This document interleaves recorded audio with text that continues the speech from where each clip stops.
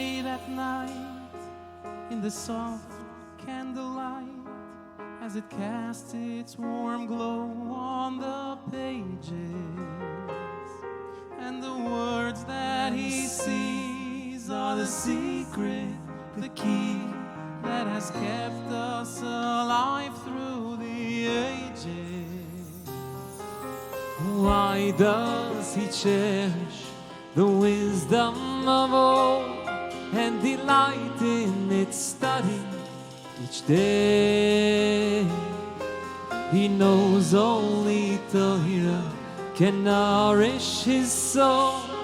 Come listen and hear what he says. Ay, ay, ay, vos og beis Hillel, vos meint beis Shammai, Rova far vos als du nicht wie Abaye.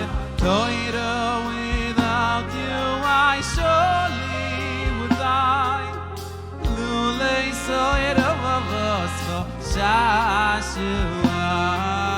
Vos klärt Rabbi, vos tracht Ravash, Pshat kemen treff in eilige Rashi. Torah, you've given my spirit to me. Kivom, kiyivom, chiyisoni.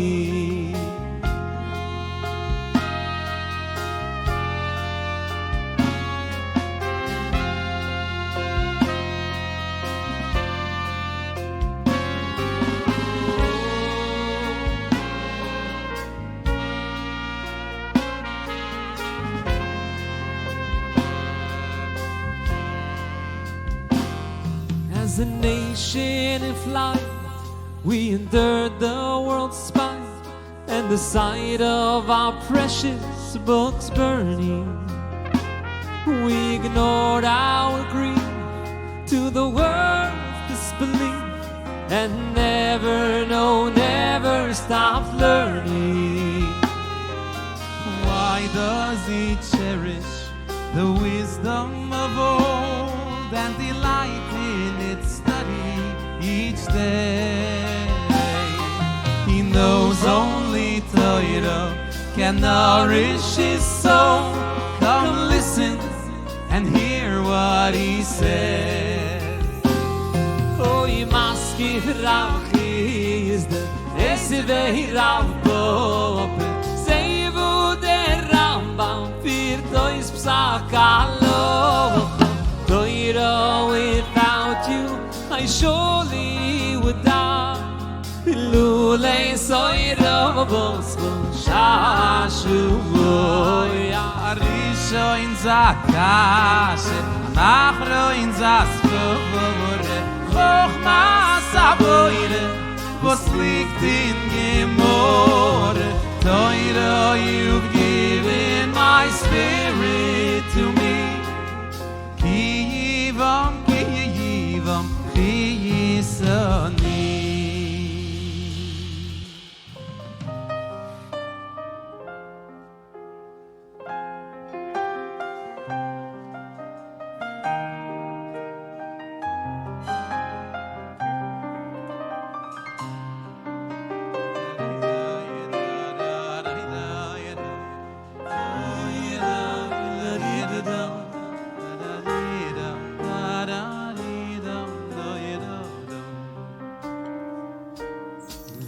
Yaakov, ki yisvu lachem,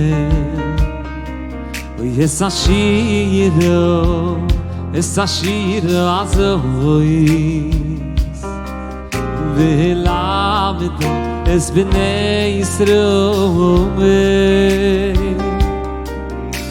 Yaakov, ki yisvu lachem,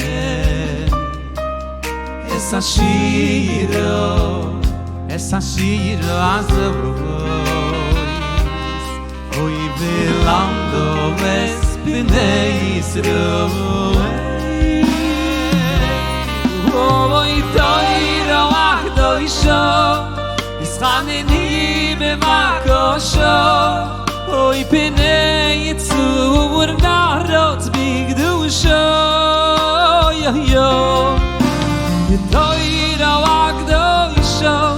ישחנני בבקשו וישחנני בבקשו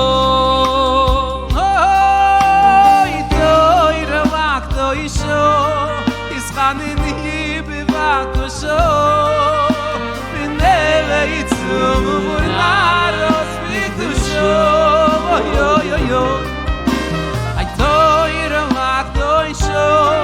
ישחנני בבקשו ישחנני בבקשו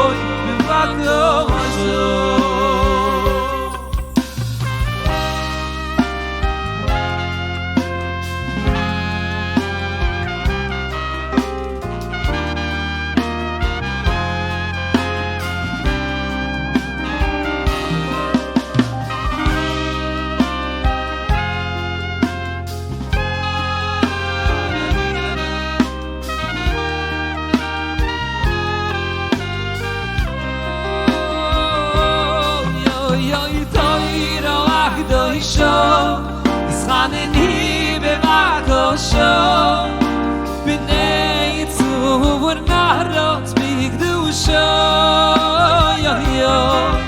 ויתוירו הקדושו ישחנני בבקשו ישחנני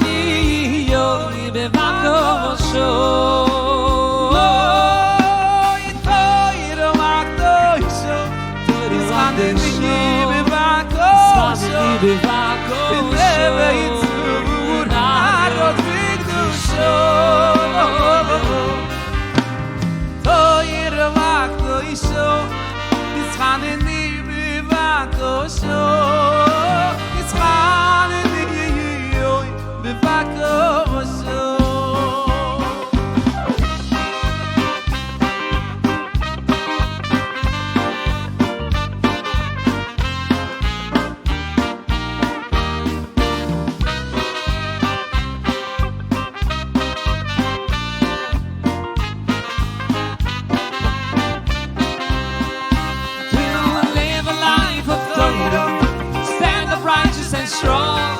to voice unquestioning faith and everlasting song, to say Shema Yisrael, to serve Hashem without fear, dream about the day when all the world will hear, to live a life of Torah, stand up righteous and strong, to voice unquestioning faith and everlasting song, say Shema Yisrael, serve Hashem without fear, dream about the day when all the world will hear.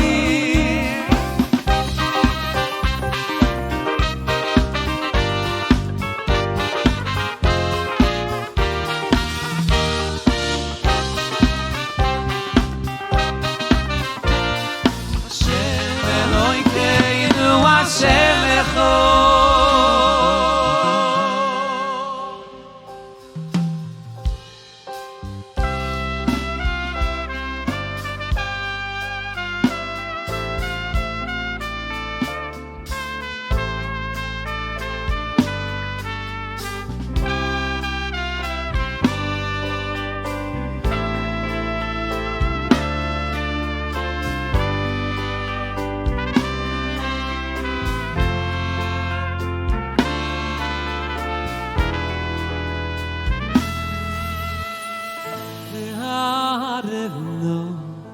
Hashem Elokeinu, es divrei soiroscho befinu, hayu befi yoisamcho beis Yisroel, amcho beis Yisroel.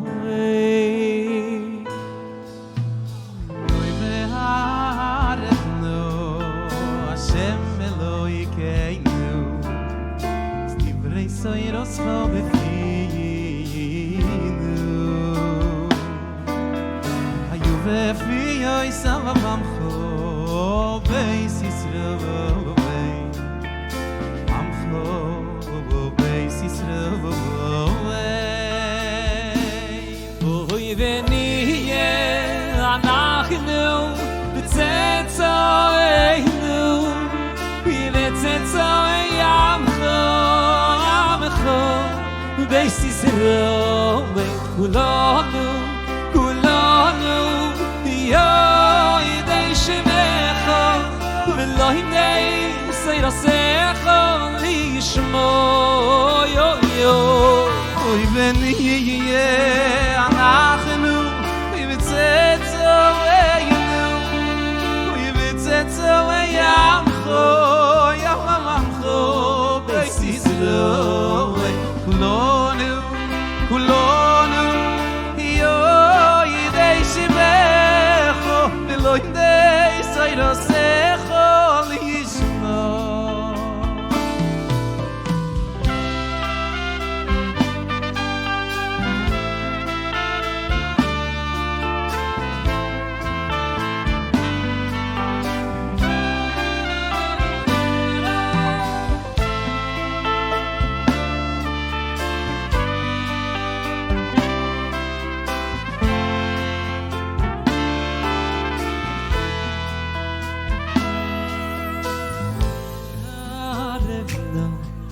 Hashem Elokeinu Es divrei Seirascha befinu V'yuvefio Yisachcha Amcho Beis Yisrael Amcho Beis Yisrael Oy v'niyeh anachnu Yibetzetzo Yibetzetzo Yamcho Yamcho Beis Yisrael Kulonu Kulonu Yo Yidei Shemecho V'lo Hidei Seirasecho Lishmo. Oy v'niyeh anachnu v'tzetzo einu v'tzetzo Yamcho Yamcho Beis Yisrael Kulonu Kulonu Yo Yidei Shemecho V'lo Hidei Seirasecho Lishmo.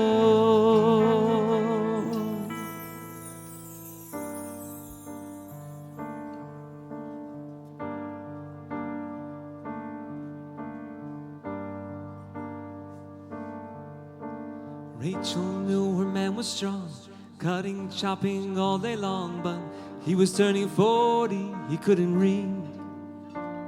He trimmed your tree and make it down, married a woman so divine, and she'd be the one change history.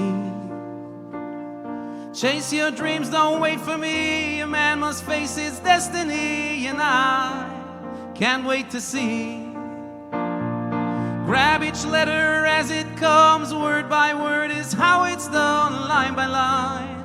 It'll work out fine.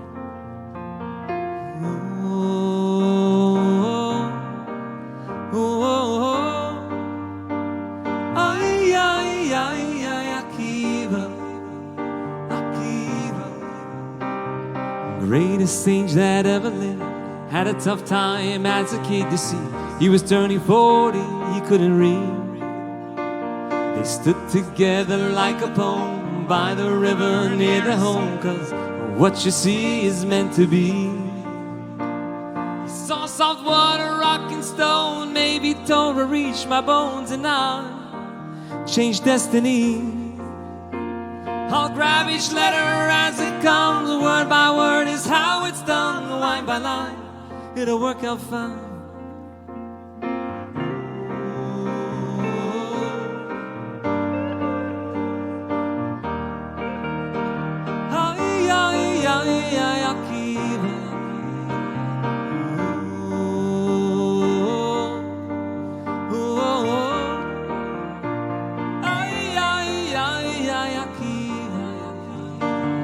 Winter's day, summer's night, Rachel sat by candlelight.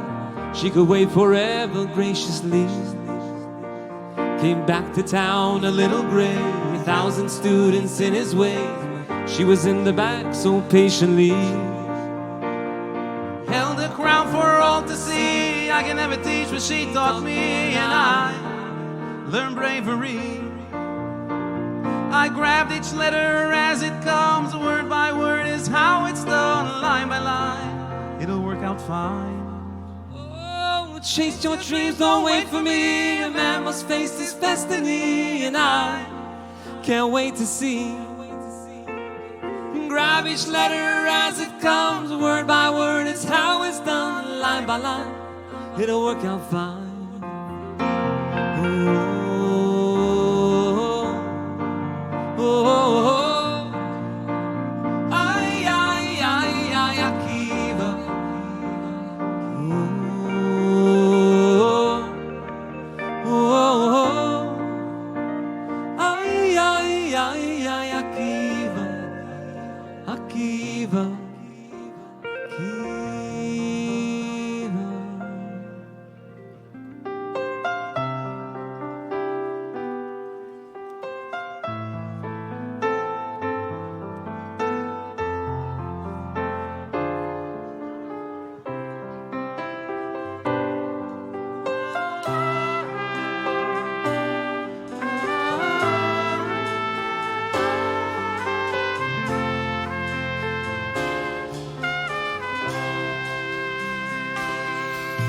Simcha Elohim kefrayim chim min Hashem. Da da da da da da da da da da da.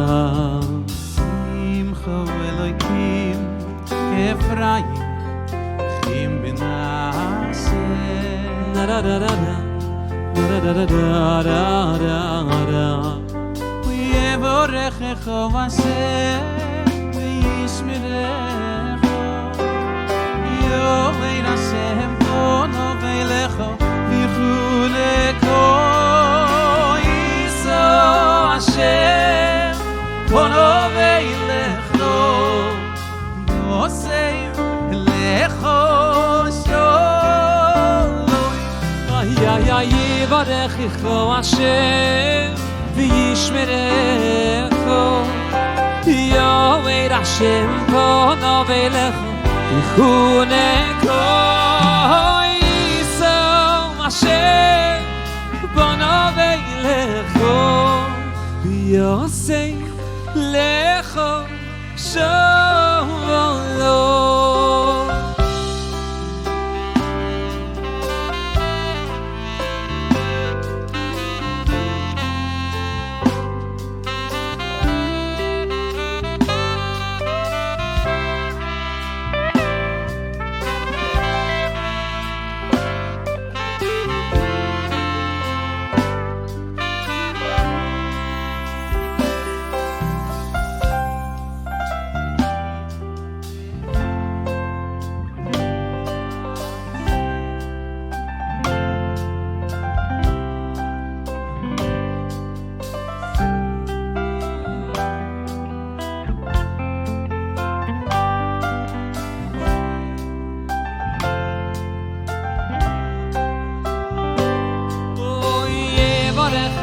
Hashem v'yishmerecho Yovei Hashem pono velecho vichuleko Yiso Hashem pono velecho v'yosei lecho sholom. Yevorechecha Hashem v'yishmerecho Yovei Hashem pono velecho vichuleko Yiso Hashem pono velecho Yosei lecho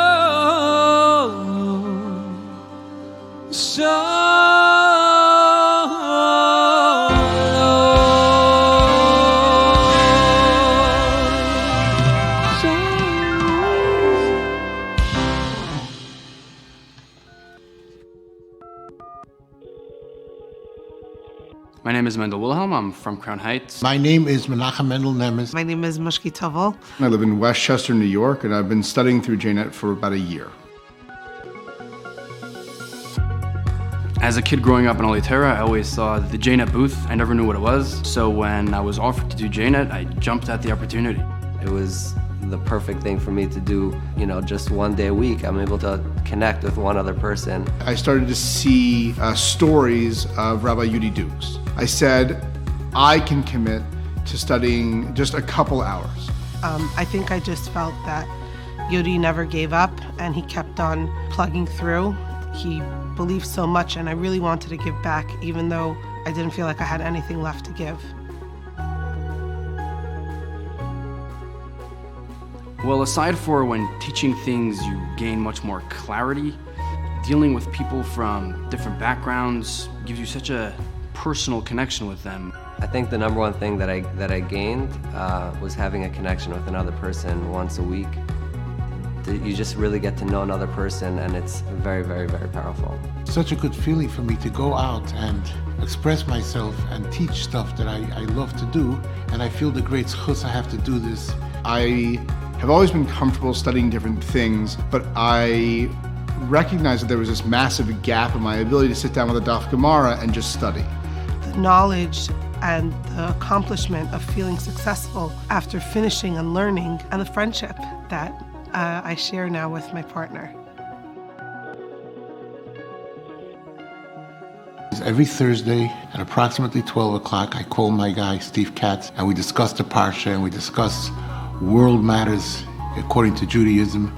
Honestly, meeting my chavrusa every week and seeing that huge smile across her face and the energy that she has to learn, because that's really what inspires me to learn and to keep going. My chavrusa came to Crown Heights and I took him around all the offices and we went to a restaurant together. It was a lot of fun. No matter how busy work gets and what's going on with the kids, I've got it in my calendar, kind of get free of the concerns of the world around me, and I'm just focused on studying and focused on learning a little bit more.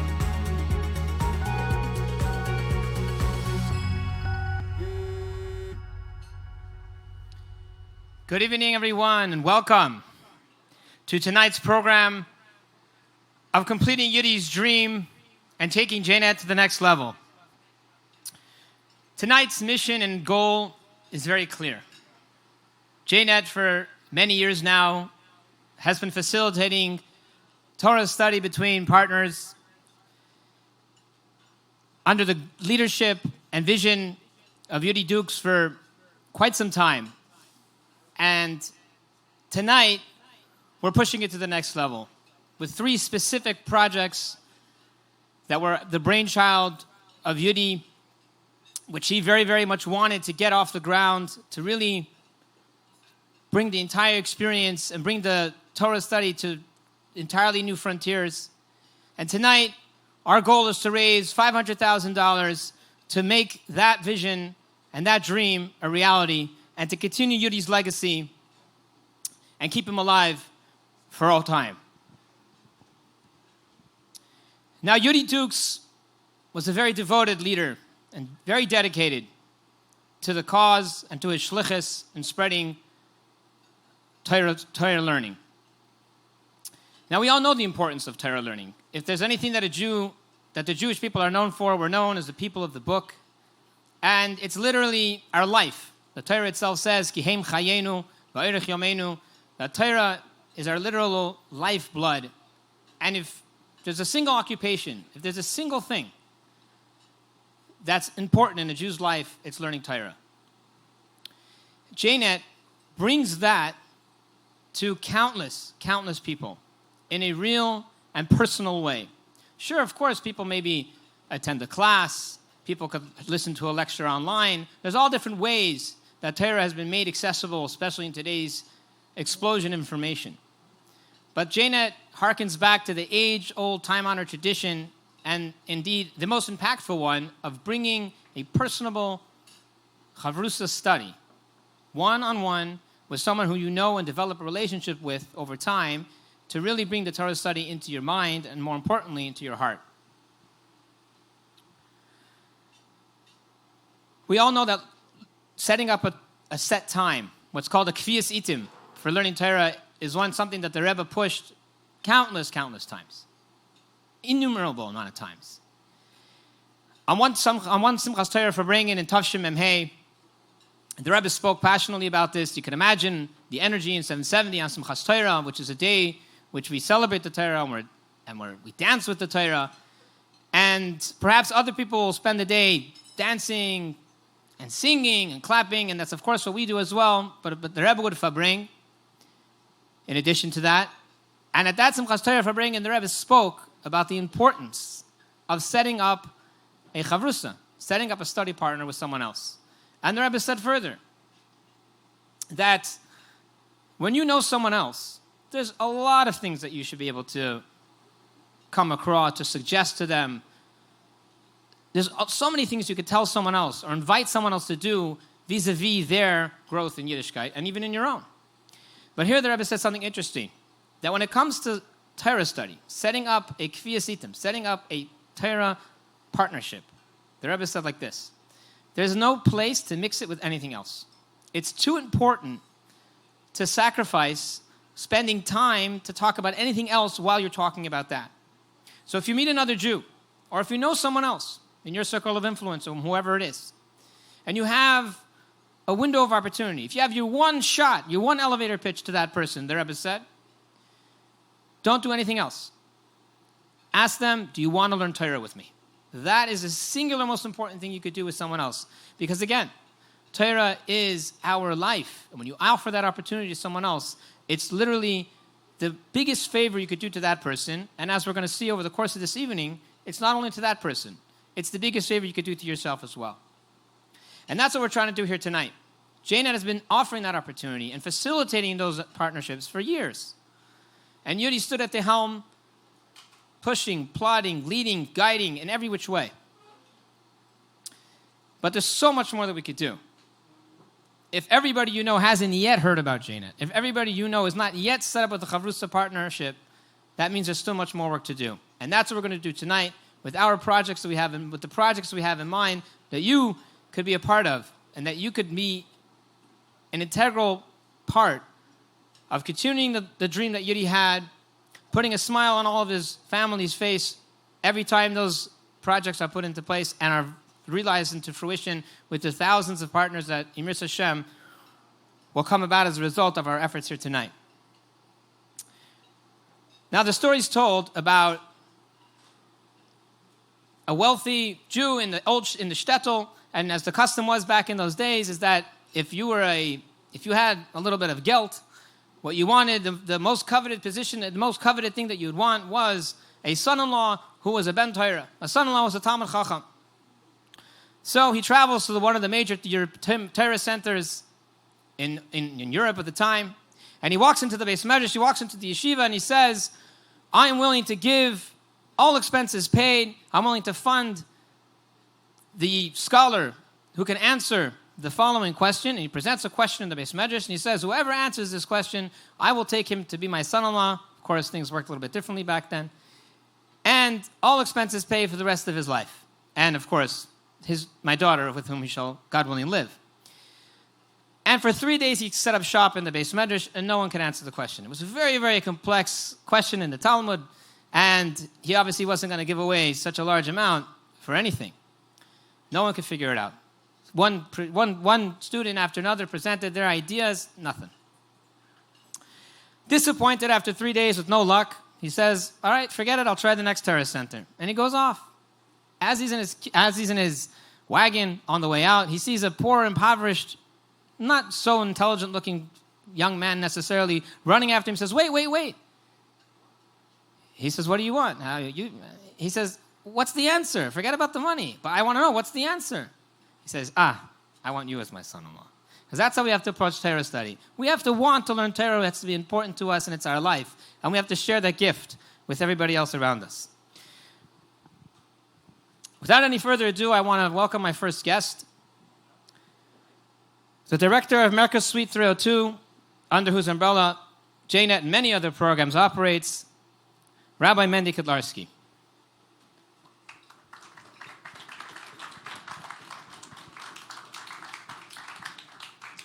Welcome, Rabbi Mendy, Rabbi Kotlarski. It's good to have you with us here. Good evening. So, I would imagine you probably know a little bit more about how JNet started than I do. So, why don't you give us a little bit of the spiel of what, well, I wouldn't say it's a spiel. Give us a little bit of the backstory of how JNet got off the ground.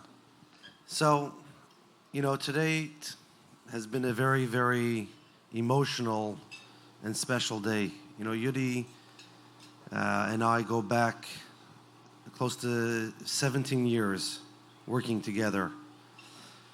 JNet was the brainchild and actually one of the outcomes of the Kinnes HaShluchim. Everybody sees every year the Shluchim come together and they celebrate the Jewish world and the impact that Shluchim have on the Jewish world. And there's sessions and there's general sessions, workshops, seminars, networking, and obviously the gala banquet that everybody has come to know. But every year, there is also 1, 2, or 3 ideas that come out as the hachlata of the kinus, the resolution of the kinus. And I don't know if it was 17 or 18 years ago when they were planning the session and looking around as to what was needed in the Jewish world at that time, they recognized a niche that was unfilled in the Chabad world, and that was that many people interact with Jews only one time. You're sitting on an airplane next to somebody, the boys travel in the summer, you knock on a door, excuse me, are you Jewish? How do you turn that one interaction into a long-term impact? Or on the other side, many communities were blossoming and many Chabad centers were growing, and there were many people that wanted different opportunities than just the regular classes that were being offered in the Chabad center.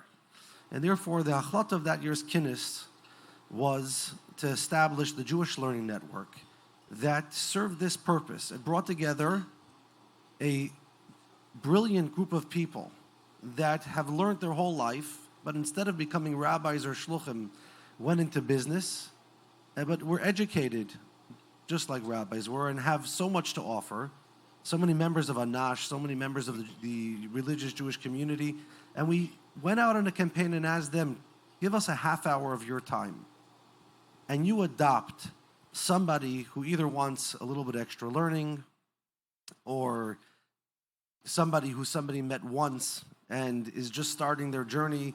They could be living in middle of Thailand. They can be doing a stint in Bangladesh or somewhere else. And it was really fascinating. Thanks to the help of the Rohr Family Foundation, we were able to establish this under the first director, Rabbi Yossi Refson, who brought it to fruition and brought Rabbi Yehuda Dukes on board. And then when he moved on Shlichus, Rabbi Yehuda Dukes really took this over and ran it ever since. So that's a little bit of the background. A lot of times people say that New Year's resolutions disappear in a heartbeat, but it's almost 18 years later, and JNet has educated tens of thousands of people, both the teachers and the volunteers. Wow, that's great to see that. I don't know how many people realize that those resolutions are made, and not necessarily everybody sees what the next step is. So it's remarkable to see how long-lasting it really can continue. So tell me a little bit about you mentioned you're tapping into the broader religious community. So what are the credentials for the teacher side of the partnership? Are there credentials? How does that part of it work? One of the things that the Rebbe would constantly push, and Yudis would make a campaign of this all the time, was that if you know Aleph, teach Aleph.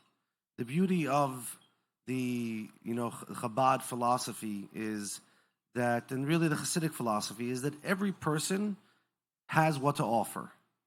And over the years, I would watch Yudi so selflessly and so carefully approach anybody and everybody, and first of all push them to take on some time, to volunteer some time. This was really, his family was his priority, and his wife and children were everything to him, and he really gave it his all. But this was his shlichus, and the support that he received from Sarah and from the kids in his shlichus meant the world to him, and gave him the ability to really build JNet into what it was. And he would go from person to person, and we would have coordinators, and obviously we would have to match people up. There was a whole process. It's not just so simple as find somebody. There is a whole list of algorithms and systems in place to make sure the right people are matched with the right students, and that they're followed up with, and that they have the right amount of learning that's supposed to go on. And obviously, if you couldn't take on learning time, or even if you were able to, Yudi would push them to support a chavrusa, to sponsor a chavrusa, to sponsor 10 chavrusas. There's a tremendous amount of administrative and educational costs that go into JNet. And Yudi really took it on like a champion, and this was his whole life, his whole shlichus. Yeah, I mean, I know even from my own casual encounters in Crown Heights, he definitely strong-armed me more than once to taking up a chavrusa, which I actually have books in my own shelf that I bought because of my JNet chavrusa. So, yeah, I know exactly what you're talking about. So you obviously have a much better look and an intimate look at what goes on behind the scenes and running such an organization. Can you tell us a little bit about what's going on tonight and what are a little bit some of the plans? Look, I think that whoever is in this room knows it and appreciates what Yudi and Yudi's family put into the shlichus. But for those watching and tuning in, whether it being volunteers who are teaching, and to us, I'll just say the beauty of JNet, there's on so many different levels. The volunteers are gaining just as much as the students. This is a age-old idea that more than the person who takes benefits from what is being given to him, the one who gives benefits. So both in the teaching sense, like you said, people who normally are in business, people who are preoccupied, I've heard from so many of them, tens and tens of people, to tell me, like, I know that I have every week this half hour that I need to prepare for, I need to study for, I need to be there, and I become at that moment the rabbi for a few minutes. And it changes not just those few minutes, but their entire week. It changes their entire lifestyle, because now they have someone who they are responsible to be an example for. And at the same time, especially over this course of Corona, the people who are studying, for many of them, they develop a connection and a relationship that's unparalleled. Like you mentioned earlier, there are many organizations where you can go online and watch a video, you can go online and read an article, you can go to even classes and sit in a room with 30, 40, 50 people and listen to a share, and you can benefit a lot. But the Taylor education, the mashpia, this part of life, the impact that JNet has, I believe, is unparalleled in any other organization. And that's what's so important tonight, where we're really charging on and creating a new platform where there's an interface where people can actually communicate it and share a library and be able to educate each other, expanding into different languages, Hebrew, Spanish, other countries like Australia, where they have their own cultures, and making this tailored on a local level. And so many of the other projects, the 120 Chavrusas Lilo Nishmas Eli K, who was Hashem Yimkum Dama in Eretz Yisrael, the different achlatas, those are really, and I heard so many times from Sarah, Rabbi Yehuda Dukes, how much this meant to Yudi. And these ideas, these are all things that Yudi wrote out. He wrote out this plan. And tonight, the $500,000, the $500,000 that is being raised tonight is going to realize Yudi's vision to make his shlichus complete to the next level. And that's what we turn to everybody who's watching and say, please, donate. Share this with your friends. Get involved. We really need each and every one of you to help us reach this goal. It's very ambitious. It's not something we would normally do. It's very out of character.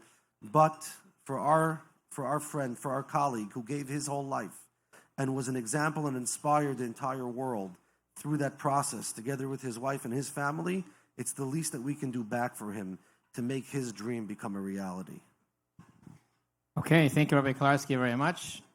That's I'm not sure if many people realize the type of logistics that goes on. Just to, Rabbi Kolarski threw it out about generating and creating a new platform that could bring it all together. The impact that such a sophisticated platform could have would really take things to an entirely new level. And we really hope tonight to be able to bring that project along with the others to the finish line. Yudi, among many, many other things, was dedicated to everything he did. He was famous as a Bal Korah who read the Torah proficiently, fluently, and he knew every verse in the Torah by heart. You could quiz him, and you could start him on any verse in the Torah, and he'd finish it off for you.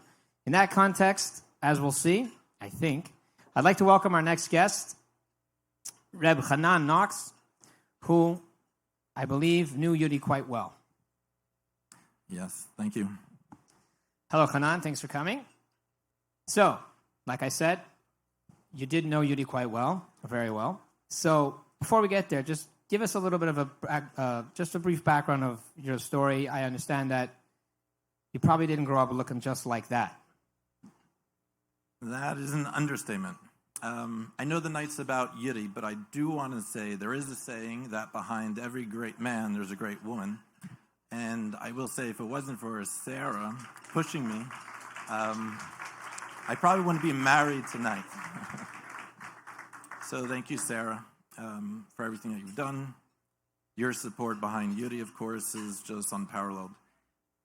But to give you a little background, I come from New Jersey, Union, New Jersey, and many people may or may not know, some in this room may know, he did Mifsoyim in Union, New Jersey, when he was at Morristown.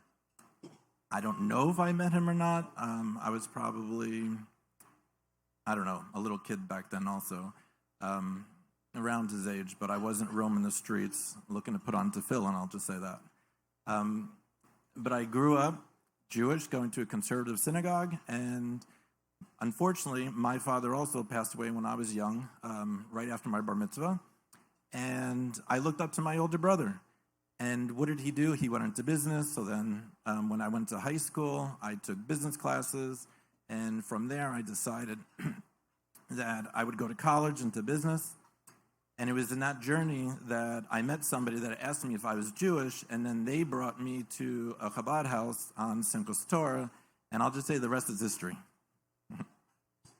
Okay, the rest is history. We're going to have to hear the history at some point. But let's pick up the thread of that history as it relates to tonight. So, like you said, you know Yudi and, of course, Sarah. How did that come about? It wasn't on your stomping grounds in Union. So where did that happen? So I started going to Chabad in Brooklyn Heights, where Rabbi Raskin is, Simcha Weinstein. That night of Simchas Torah, I met a gentleman, a young bucker at the time, about 16 years old. His name was Beryl Lerman. He was up on stage giving a speech. I thought he was the rabbi. I was like, wow, pretty young guy to be a rabbi. So my friends were actually friends with him. So at the time, I spoke to him. We said l'chaim, had a little to drink. To make a long story short, my friends kept inviting me back to Brooklyn because at the time I was living in New Jersey. And they told me that that young guy, Beryl Lerman, his father, is opening up a shul in Crown Heights. Why don't you come? Why don't you hang out? So then they started calling me every Shabbos and every holiday. And I liked it so much, I decided to actually stay for an actual Shabbos and sleep over and not take the subway back. And eventually, I decided to make the move to Crown Heights after I decided that I wanted to keep Shabbos. And a young man named Yudi Dukes was the Bal Korah. And we became very friendly. And just like he said, if you don't know Aleph, he wanted to teach Aleph. I want to say I knew Aleph, but I needed to learn Beis, Gimel, and Daled, and he made sure that I understood everything on my pace, and from there we just grew into such an amazing friendship that he brought me over to his house. I met his kids. I went out with them on family excursions, and it all started from Yudi being a Bal Korah at Beis Levi Yisach. Wow, it's good. Simchas Torah is always a good place to start, also. So, absolutely. I understand as well that Yudi was intimately involved in the wedding, and I believe that you even have a child named after him. Is that true? 100%, yes. So,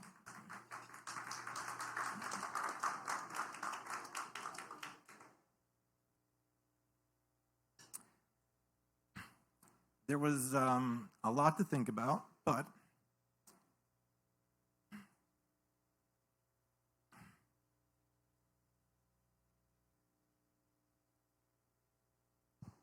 I mentioned that I grew up. My father passed away when I was young, and I'll just say my mom wanted to walk me down the aisle, and there's a custom that a groom's father walks his son to meet his bride.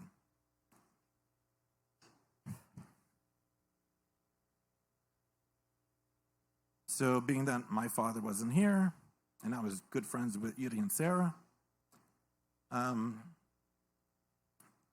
and I spoke, and Yudi said that it would be an honor, and I was honored that Yudi could bring me to greet my wife to the Bedekim. And it was an amazing event. It was beautiful. And you think about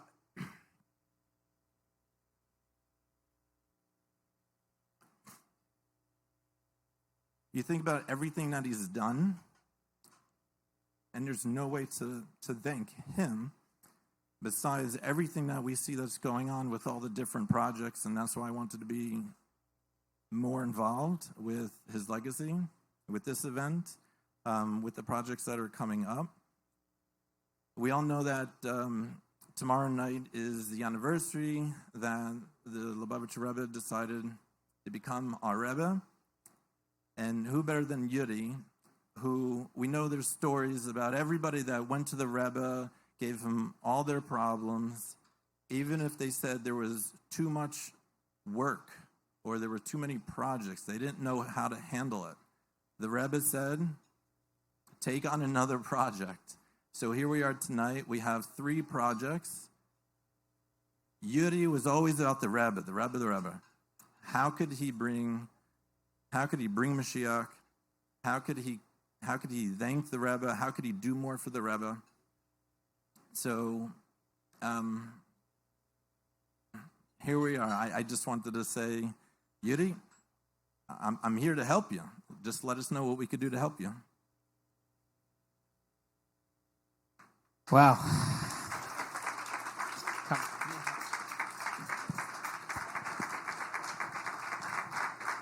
Oh, man.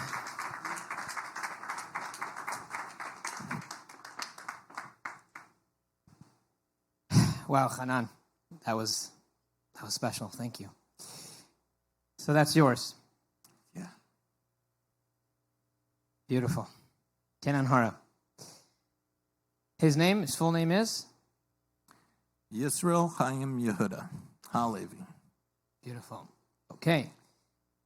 Now, and if you notice, just like Yudi always has a smile, this baby, for some reason, he always has a smile. Baruch Hashem, it should always be that way. Remember that, he's going to keep you to it. Absolutely. Now, and he's not the only one. Baruch Hashem. There are other children as well who have been named Yudi in Yudi's memory. And I want to read out some of the messages that the parents of those children sent to Sarah after they named their children with that name. So Yudid Yamaisha Keller. We named our son after Yudi as a reminder of the strength I got from you and your husband and your emunah in this journey.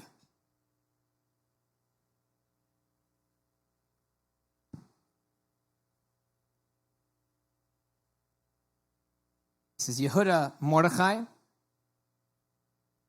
We would like to think our son will have the strength to bond Klal Yisrael like your husband.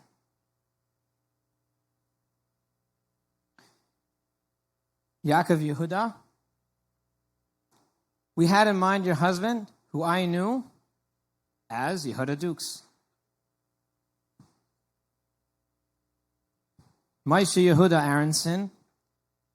We feel very blessed and fortunate to be able to honor Yudi with the mitzvah of naming our son after him. And may his memory continue to inspire and bring the greatest revealed light into the world. Moshe Yehuda. We named him Yehuda to thank Hashem for this miracle, who should live to emulate at least a small percentage of the incredible person your Yudi was for the world.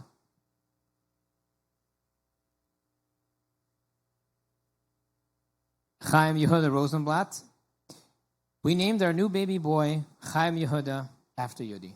In Yirtzeh Hashem, he will have at least a fraction of his namesake's Chayes, Avish Yisrael, and Yiras Shamayim.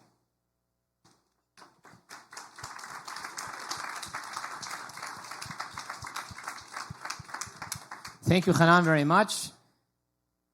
You should have a lot of nachas from your children, Yehuda, and all of your other children, Be'ezer Hashem. At this point, I'd like to welcome back the musicians to the stage for our next musical presentation. And remember, please go online at yudislegacy.com and help us reach our goal for tonight, and hopefully past our goal before the evening is even over.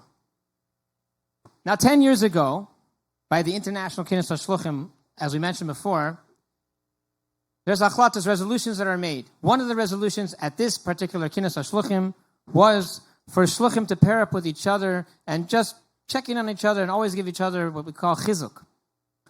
So Yudi was paired up with a shliach from Stanford. His name is David Hardener.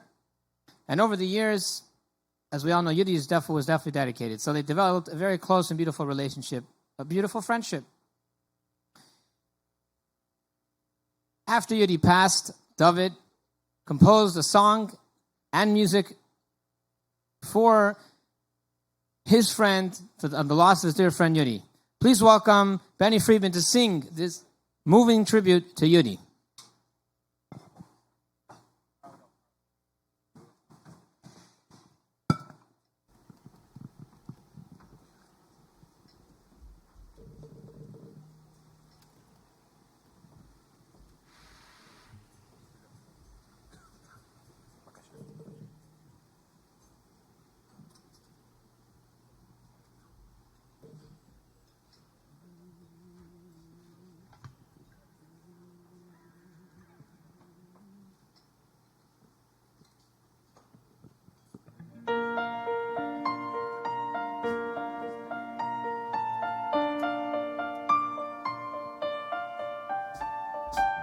It's not the same when you're not here. Pause in conversation, an echo of years. You gave us your struggle and blessed us with faith. You gave us your triumph and almost escape. Learning to live, learning to give. Days are years until you're here again. Her husband, their father, a soldier, my friend, Healing the world from your hospital bed. He said, give me this battle without all the pain. He said, give him one chance to come home again. I'm learning to live, I'm learning to give. And days are years till you're here again.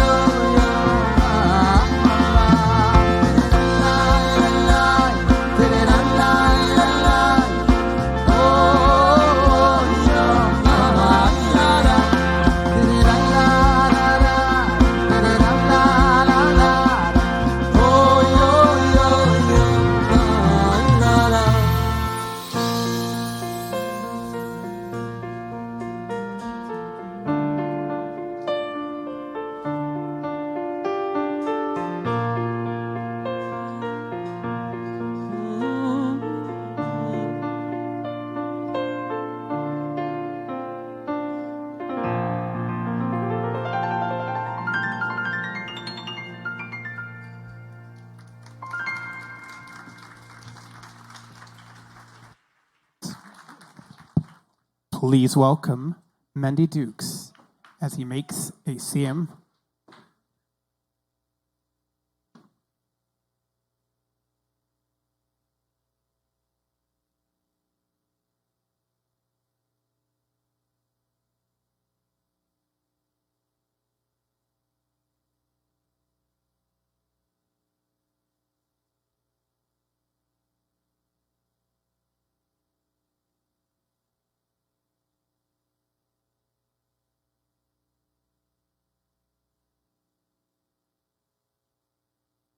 Everyone for joining. I've been learning Mesachas Talmud, which talks about the daily producers for the Avodah in the Beis Hamikdash. So we have a question. General, what is the why do we have to learn the halachos of the Beis Hamikdash if they don't really apply to us now? So one explanation is because each action that needs to be done in the Beis Hamikdash has a spiritual significance and can be practiced nowadays within a person's Avodah. The other explanation is that we are preparing for when Mashiach comes, and when the Beis Hamikdash is built, we'll know all the halachas then. So we see this also in the end of the Masechta. It lists the Shir Shel Yom, which chapter of Tehillim would be said every day in the Beis Hamikdash. And for Shabbos, they would say Mizmor Shir L'Yom HaShabbos, and then the Mishnah explains that it's a reference to when Mashiach will come, which in days Mashiach it'll be like one long Shabbos. So the Mefarshim explain why does it have to stress on what the capital of Shabbos means? Like why does it have to say just explain as opposed to other Shir Shel Yom?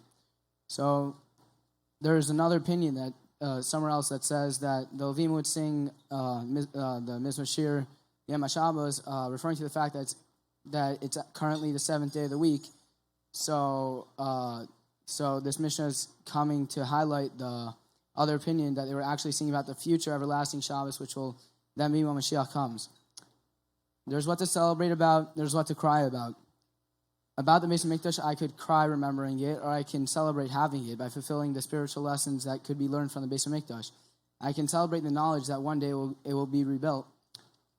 Same for any losses we have. There's room for grieving what was lost, for celebrating what we have, all the memories that warm our heart, and what we were taught. And looking forward to a future where things will be unimaginably good, which is also reflected in the pasuk of my father's kapitel, the last pasuk, which ends off with Baruch Hashem min ha'olam v'ad ha'olam. Which the reason why it says olam twice is to highlight and remind ourselves of Emunah, that beyond what we see in what we see in front of us, there is ultimate goodness and spiritual and material goodness that exists already and will soon be revealed, which is what the Mishnah ends off with, that the Levim were singing thousands of years before the coming of Mashiach. A Mizmor Shir L'Yom HaShabbos, L'Yom Shekulei Shabbos U'Menucha L'Chayei Ha'Lamim. Hadron alach bisman shekayin gadol v'slika la Mesachas Talmud. Hadron alach Mesachas Talmud v'hadron alach gaitach.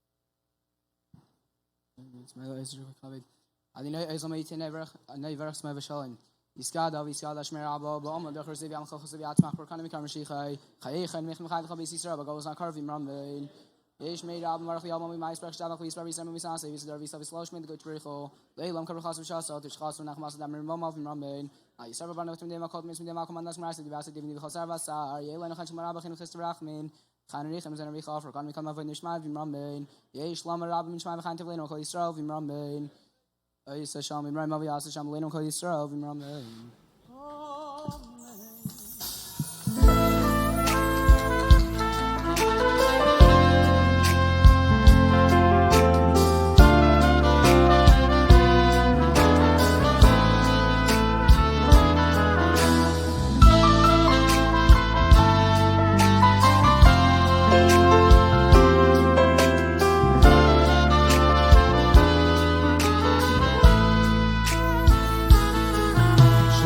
הלב בוכה, רק אלוקים שומע, הכאב עולה מתוך הנשמה. אדם נופל לפני שהוא שוקע, בתפילה קטנה חותך את הדממה. שמע ישראל אלוקיי, אתה כל יכול, נתת לי את חיי, נתת לי הכל. בעיניי דיבה, הלב בוכה בשקט, כשהלב שוקט, הנשמה זועקת. שמע ישראל אלוקיי, עכשיו אני לבד,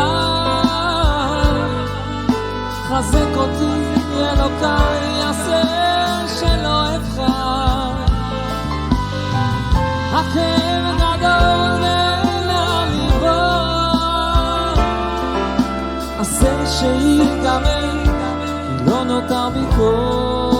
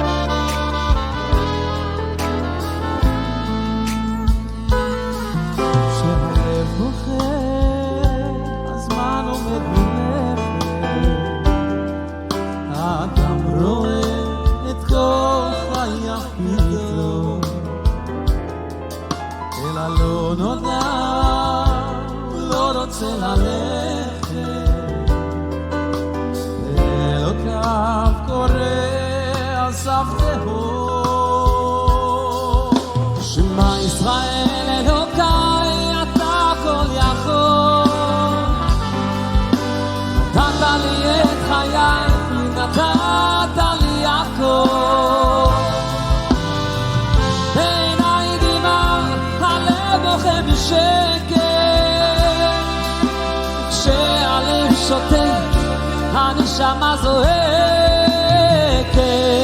אוי שמע ישראל אלוקיי, עכשיו אני לבד, חזק אותי אלוקיי, עשה שלא אבחר. הכאב גדול ואין לאן לברוח, עשה שיגמר, כי לא נותר לי כוח.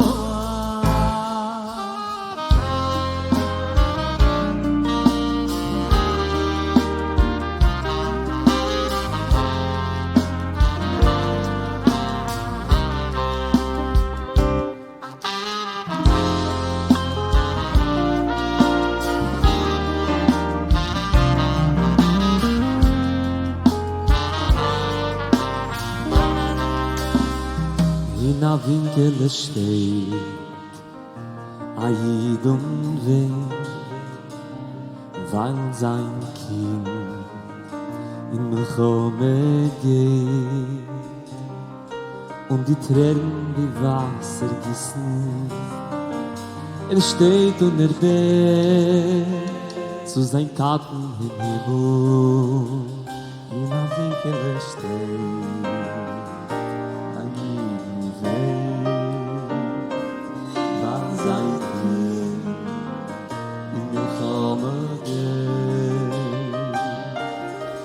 Tränen wie Wasser gießen, steht und betet zu sein Tate im Himmel. Wie Tate, Tate, wie Tate, Tate, wir haben schon genug durchgemacht, und wir haben schon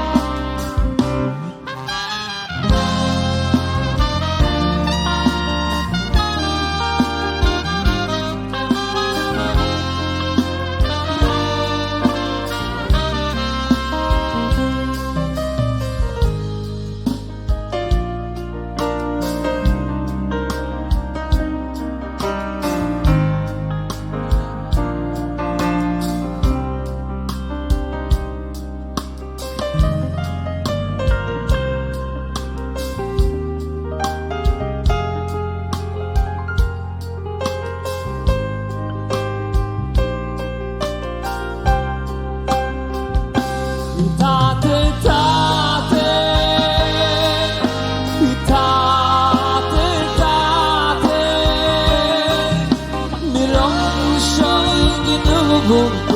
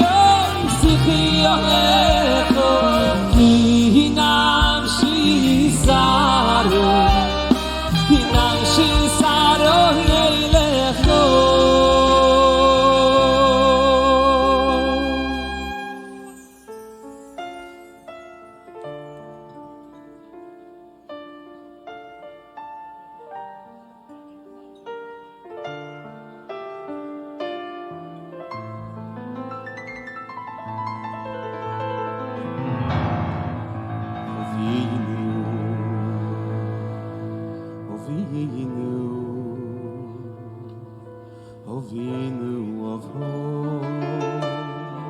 Rachamon, Ovinu of Rachamon, Ovinu of Rachamon.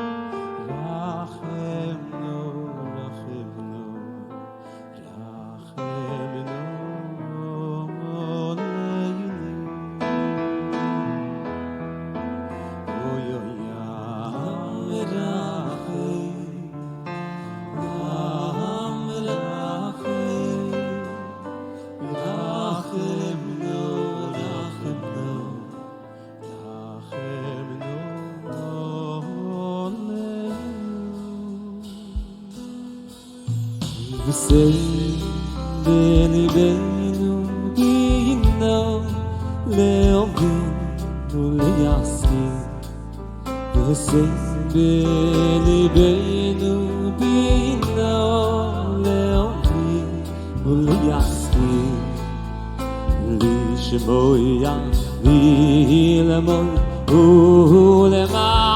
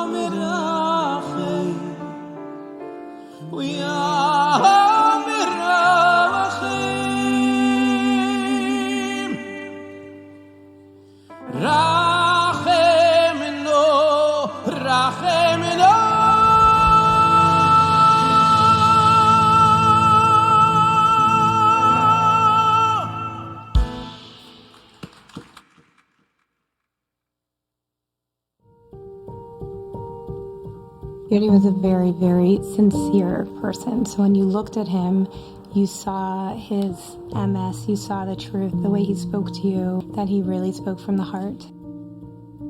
He genuinely respected everyone with where they were in life, where they were holding, what they were doing, and he made you feel very good about yourself and who you were.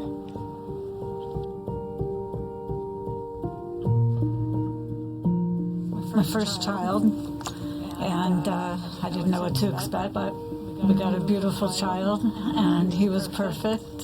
So many things made Yudi special as a brother. He's the oldest in the family, the funniest. No offense, Ta. When he encountered Gemara, he found it very, very difficult, and it upset him a lot. But then a new teacher came to town, Rabbi Zalman Leib Markowitz, inspired him to the extent that he became very dedicated and a dedicated student of Talmud and really got it.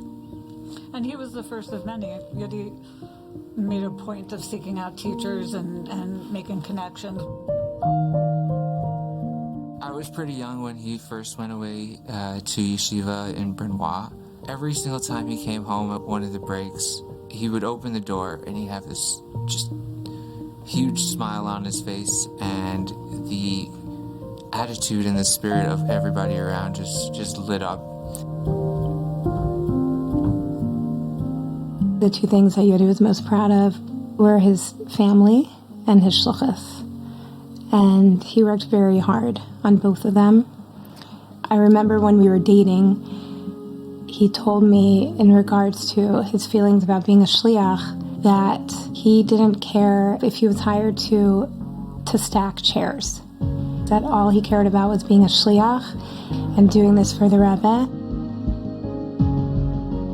And when he got this job, there was not a single day that he took it for granted. Every day he walked in there, he felt a sense of pride that he was a shliach and that he's working in 770.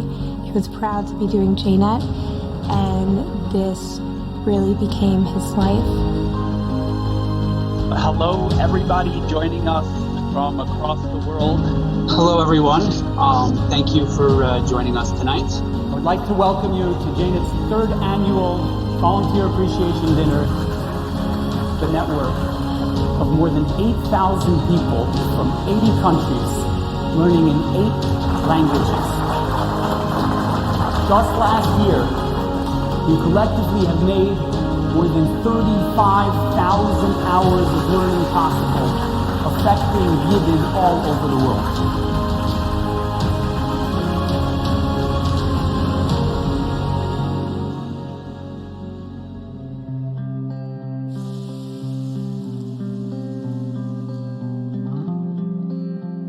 I feel like my father's special because besides for all his work, he spent a lot of time with us. And like every day he would take us to school, and whenever we needed him, he was there.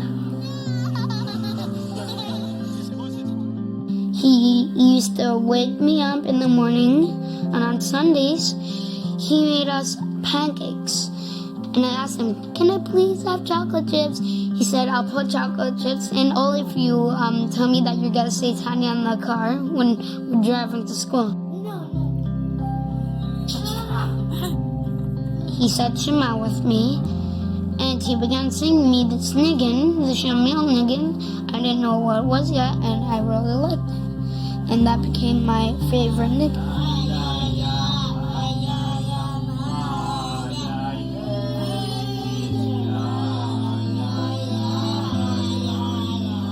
Father used to make an effort to go to like class things.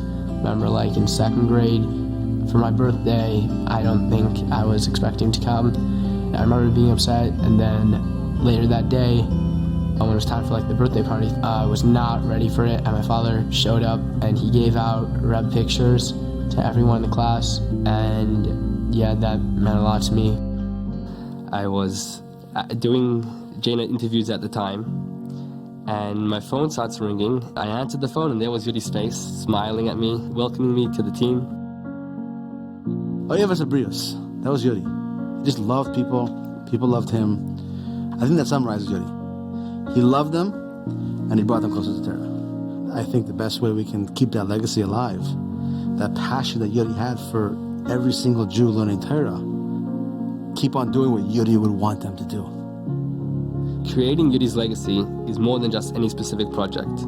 It's about creating an institution, an organization that is focused on being kind, being compassionate, being caring, and helping every individual on their level for what they need. That was something which Yudi really personified, and if that's what we can create, then we have been successful. But if God needs you, there's some purpose out there that you need to accomplish. A mission. There's a reason that He put you here. And if you haven't accomplished that purpose yet, that makes it all the more important for you to continue living and to give the world the gift that only you can. To spend a half an hour a week, an hour a week learning with each other, that is a way that we can continue His legacy, is to keep establishing such sessions and expanding them. Every single expansion for JNet, to JNet, whether it's $1 extra or one new chavrusa or one extra Torah session that is being learned, does so much for JNet and does so much for Yudi.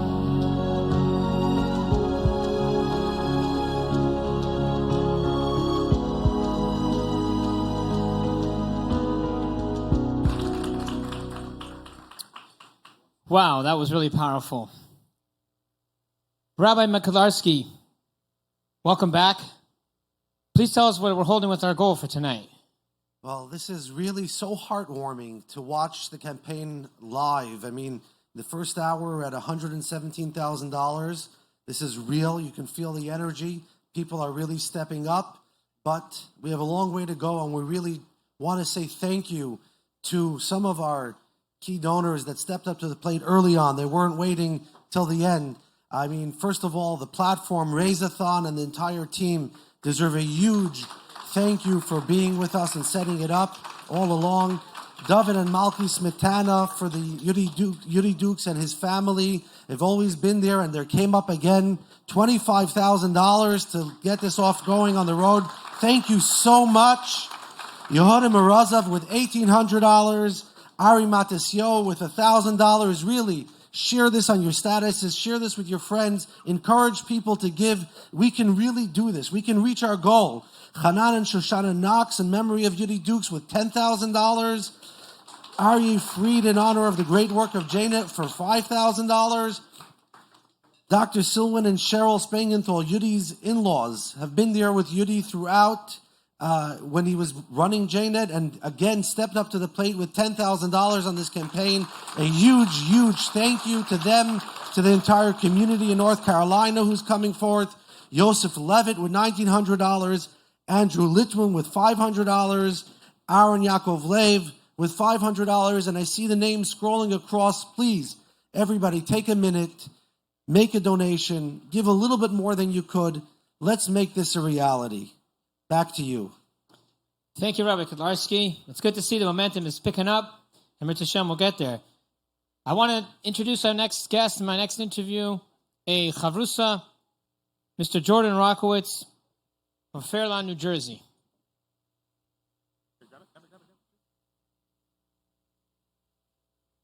Good evening. How are you, Jordan? Welcome. Thank you very much. It's a privilege to be here. Okay, great. So, let's get right into it. Tell me, how did you get involved with JNet? Great question. About 3 years ago, I delved more deeply into Hasidus. I come from a secular background, but been studying Hasidus for about 5 years at that point. And I have a reputation for being a decent teacher in the secular world. So I figured, the Rebbe said, if you know Aleph, teach Aleph. I know, a number of people have said that already this evening. But I took that to heart, and I figured, well, if I know Aleph, I'll try and give over Aleph. So I contacted JNet through my rabbi in Phoenix, Arizona, Yossi Brisky, and I had my first chavrusa with a gentleman in Philadelphia. Wow, it's amazing. So you're the one teaching on that chavrusa with the gentleman in Philadelphia. I feel a little uncomfortable saying that I was teaching anything related to this, but yes, I was. Amazing, amazing. Yes. Wow. So what kind of a relationship? How long have you been learning with this gentleman? Well, now I'm actually learning. That was a fairly short-lived experience, but I've been learning with chavrusa in Las Vegas, Nevada, Wayne Krieger, a tremendous individual, for the last year and a half since the pandemic, and it's been going incredibly well. Amazing. And tell us a little bit about the scope of the relationship that's been created. I would imagine, is it only limited to learning, or does it foray into other things? No, I mean, it was actually formed out of, unfortunately, a very difficult situation regarding the pandemic. I just lost my father-in-law and an uncle within 2 weeks. I'm sure like a lot of other people have gone through tragedy here. And I sort of looked at the situation and said, well, I know that a little bit of light dispels a lot of darkness. What would the Rebbe expect from me in a situation like this? And I reached out to Janet and thought, well, listen, I've got some kind of background in teaching Tanya and feel comfortable teaching on a more fundamental level, not necessarily getting into the more granular aspect of it. And I found a very willing partner, a very hungry, very driven, very motivated guy. And that relationship has really taken off into much more, not just of a chavrusa, but very much of a friendship, and sort of going through each other's challenges that we're going through right now, which is really one of the great byproducts of what we've been doing for the last year. Wow, that's really special, able to create that sort of relationship. Now, Jordan, tell me what you can tell others about getting involved with JNet, from your own personal experience. Well, I would just say that I have not experienced any other philosophy, mode of thought that is more attuned to the human condition than Hasidus, particularly Chabad Hasidus. And because that's the case, and because people are going through some very difficult times right now, this is a tremendous opportunity to be able to take this incredible gift that we've been given in the Tanya and to bring that out, push it out to people who don't have access to that. And it's life-altering. It changed my life. And there was nothing exceptional about my life, but it changed my life.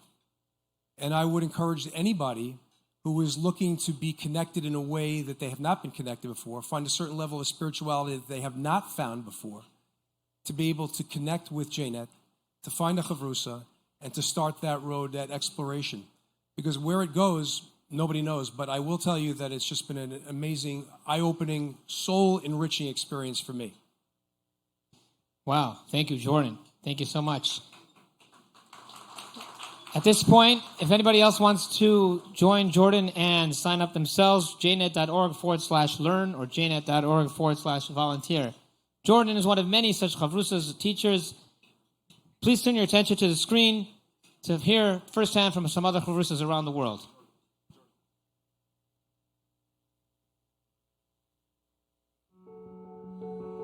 I'm from Singapore originally. We grew up knowing we were Jewish, very proud that we were Jewish. Eventually, I made my way around the world, Israel, America. And one day I walked out of 770, and there's this huge box on the corner that says, we're starting a new initiative and we need volunteers. I was born in Gomel, Belarus. I didn't know anything about being Jewish. I currently live in Marine Park. I came here almost 30 years ago. One time I visited the Ohel. I was just looking through the information there and I saw this opportunity, and actually I was thinking about learning Tanya, and I signed up for JNet. So they connected me to Havrusa. And now we've started Tanya and we're up to chapter 7. And it's amazing because as much as Lana learned, and this is my 4th time teaching it, I think I've learned more than her. I like asking her different questions, and sometimes questions are very provocative, something that I don't understand or something I disagree. She has a lot of patience, so she explained to me and gives me another perspective.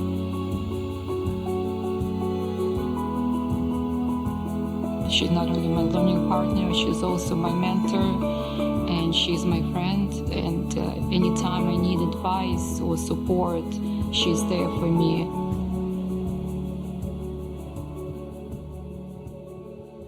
Lana and I both went through a very rough period recently. I lost my mother, and then she lost her mother. And when you go through something like that, it's an emotional upheaval.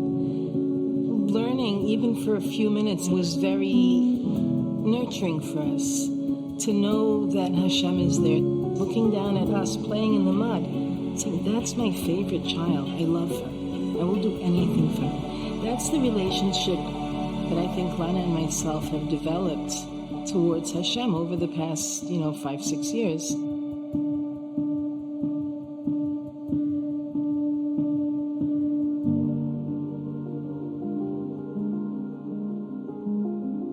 talking to my mashpia, and he told me that I really should start learning with more people. Literally the next day, I got a WhatsApp message from a number I did not recognize, and the message was, would you like to set up a chavrusa through JNet? Within a week or two, I was paired up with this amazing guy named Greg Edgel, who I've never met.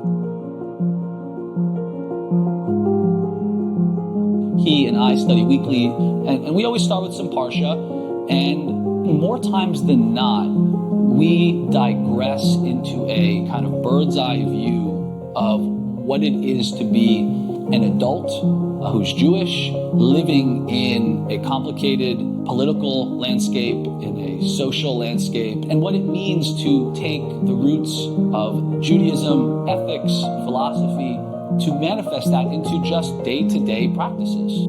There always seems to be something that we touch on that inspires both of us. Not too long ago, we were learning, and he was in the car driving with his fiancée, and we were chatting about the meaning of God in our own life. Not just godliness in the religious experience, but godliness in the human experience. When you see the sunset, when you see a rainbow, when you go to the beach and you see the crashing waves, being able to experience and acknowledge that God is in that moment is something very profound. And that was one of the greatest things, just the accidental experience of sharing Torah study with my fiance, who in her own right has also been studying with someone through JNet as well. But it's the idea that anybody can pick up a book and just experience a tiny little piece of what people have been feeling and dying for and living for thousands of years.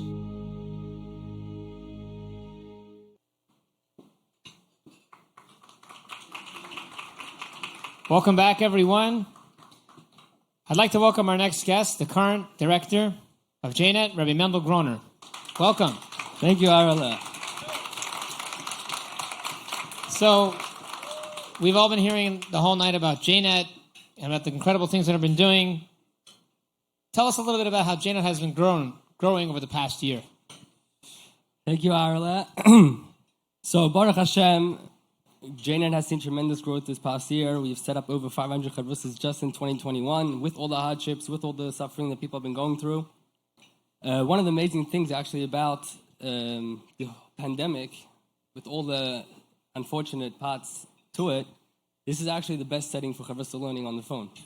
So we have been seeing people that they call us that their shul has closed down, or that they've been isolated and they have no one to turn to, and they turn to us, and Baruch Hashem, we're able to set them up with a chavrusa and lift them up physically and spiritually as well.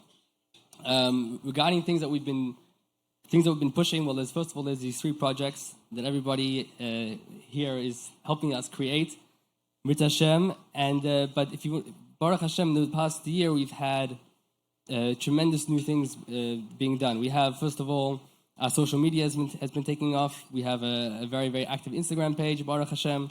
We have chavrusas from all over the world that when they either sending us photos of them learning with the chavrusas, or when they have a chance to meet up in person with the chavrusas, they send us a picture. We have a newsletter that goes out every month, which was completely redesigned, completely revamped. And our biggest thing that we did was we have a lot of times people, they don't know what to learn. They call us, they say, I want to learn, I know I can feel, and Shama wants, and it needs that bit of Eibishter in its life. It needs a little bit of godliness. But where do I turn? What do I start with? So that is one of the projects we're working on to create together with JLI. Thank you, Arla. Shout out. We're going to be creating new curriculums, but until those are ready, with everyone here's help and everybody watching live, we have culled from all over the internet, from all over different sources, a resource page. So if someone wants to learn Gemara, someone wants to learn Chumash, someone wants to learn anything in the whole Yiddishkeit, basically, Chassidus, Nigla, want to learn how to read Hebrew. Everything you want, we have the resources on the website. We also have, thank God, thanks to some very close friends of Yudi and some close friends of JNet, we have been able to give out over 100 Tanyas. In only a few months, we gave out over 100 Tanyas to chavrusas that wanted to learn Tanya. there shouldn't be any obstacle. If someone wants to learn, they call us, they get everything they need. They get a chavrusa, they get... So you're sending out physical copies? Physical hard copies of Tanyas.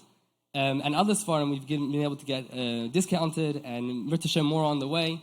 So Baruch Hashem, we've seen tremendous growth, and we're gonna keep going, keep growing.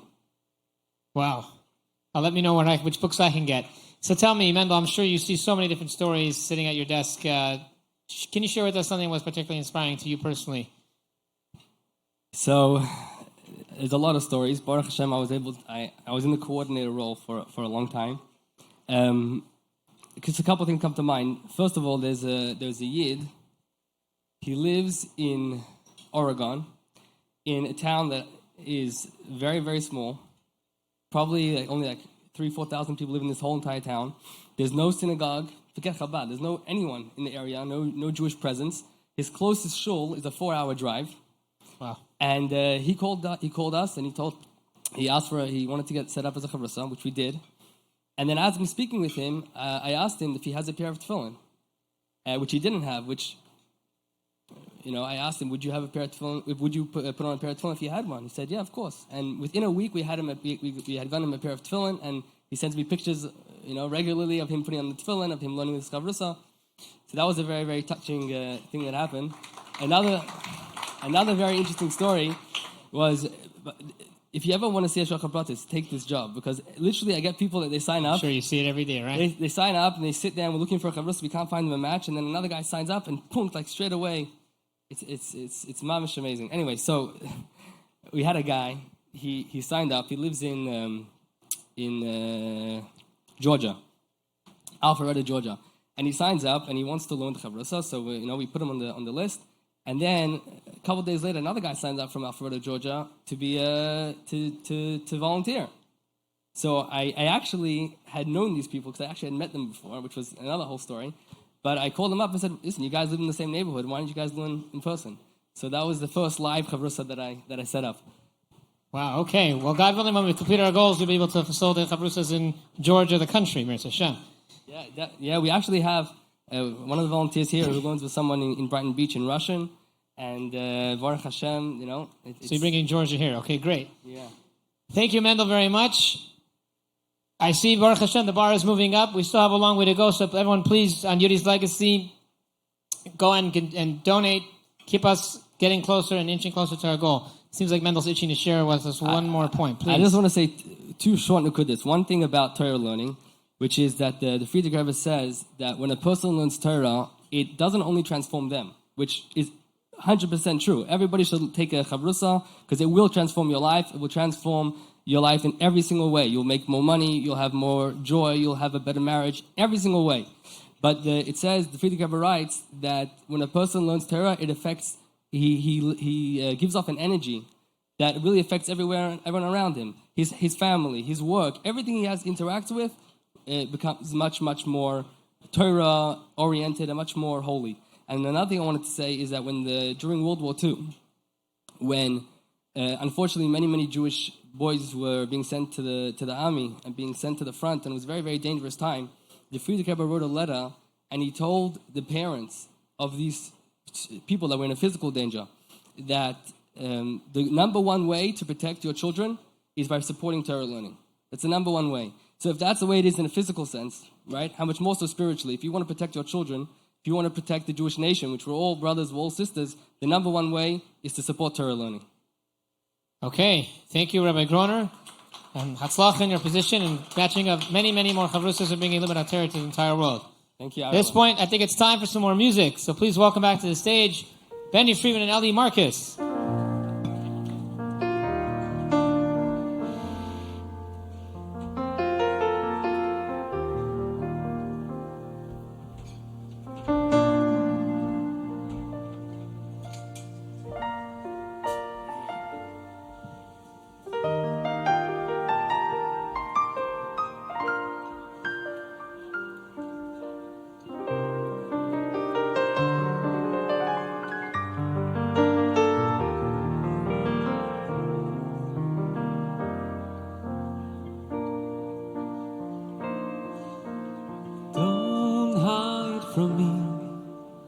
Though I know know that you are truly there everywhere. Still in all, I cannot see you. Don't hide from me. It's been so long since last I saw you smile.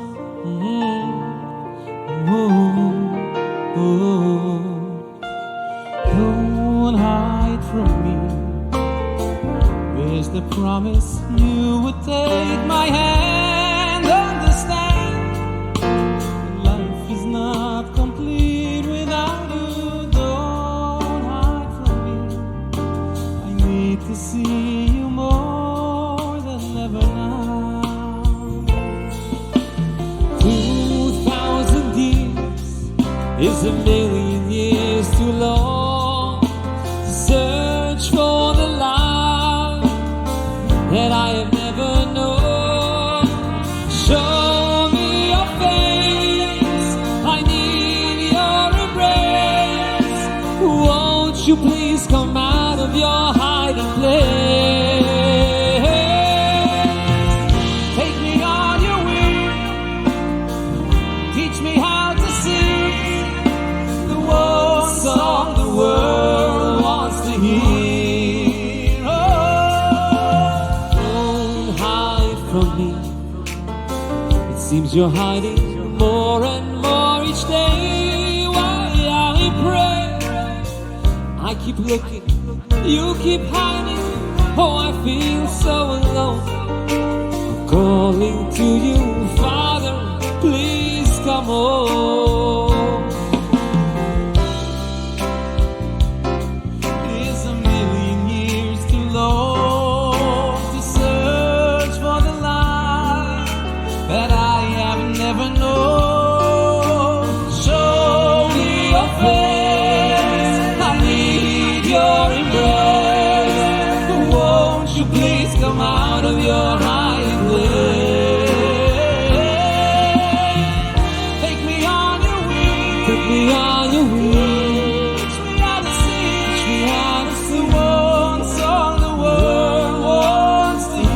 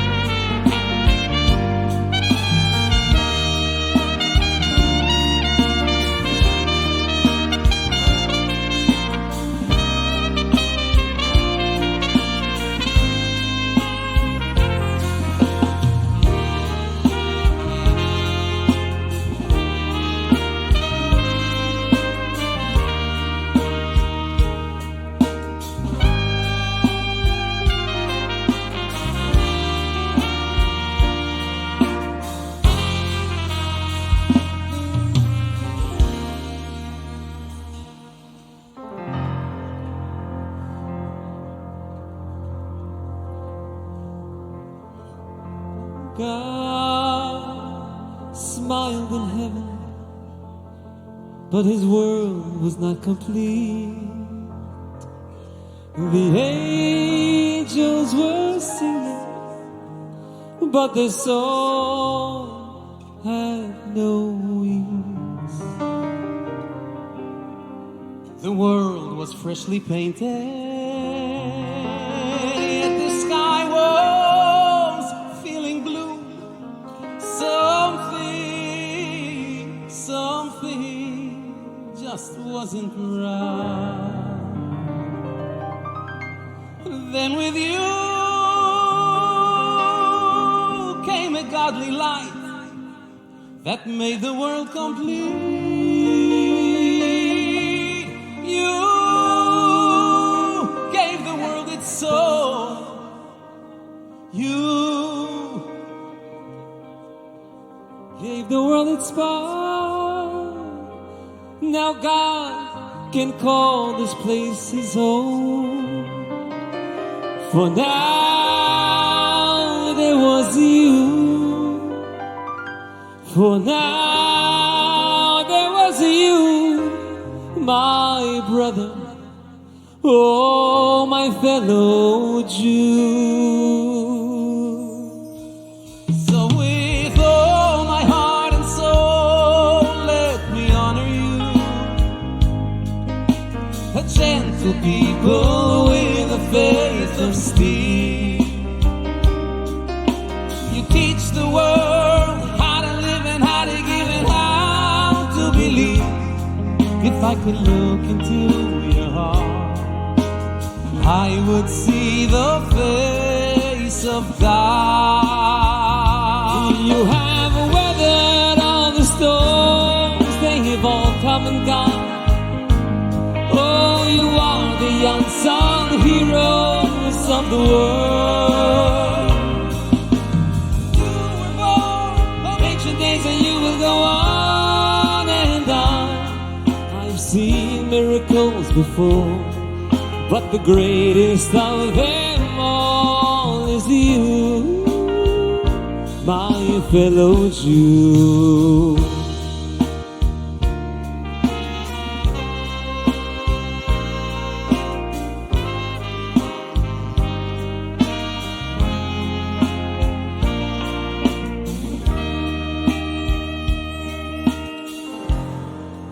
Who can count the teardrops that have fallen from your eyes?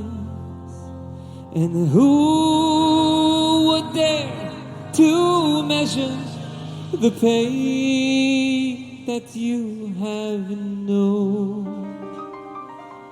Yet here you are undaunted, with a mission and a dream. You carry on when hope is gone. All that you live for will come true. And so when at times I'm feeling weak, it's you who makes me strong. And when at times I cannot speak, you become my song. Oh, I know I can do the impossible. When I think of you, when I think of you, my brother, oh, my fellow Jew. So with all my heart and soul, let me honor you, a gentle people with a faith of steel. You teach the world how to live and how to give and how to believe. If I could look into your heart, I would see the face of God. Oh, you have weathered all the storms, they've all come and gone. You are the unsung heroes of the world. And you were born of ancient days and you will go on and on. I've seen miracles before, but the greatest of them all is you, my fellow Jew.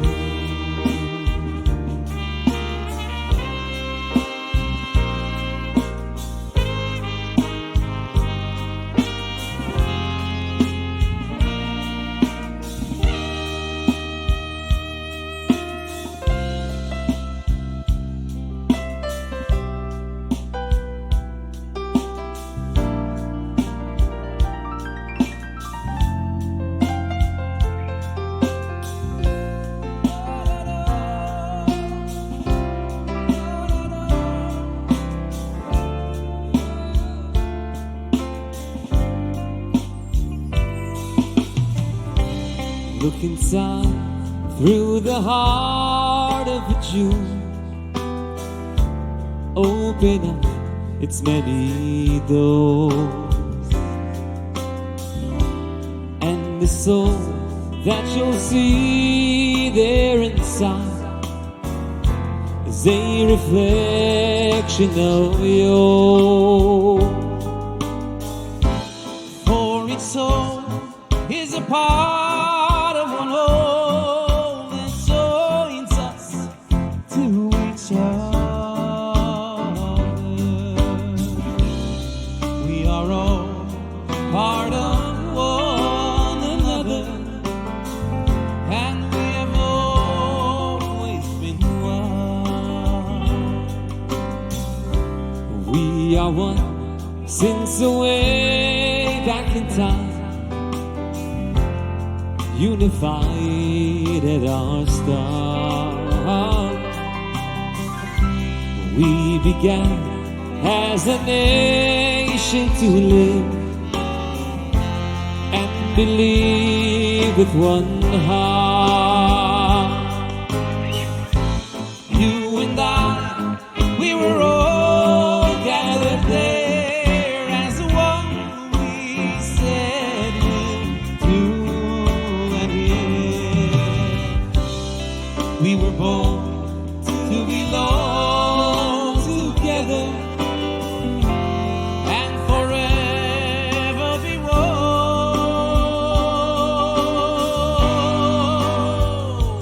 Forever one, we will go far.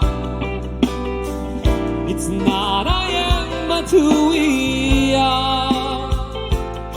We need just to reveal it.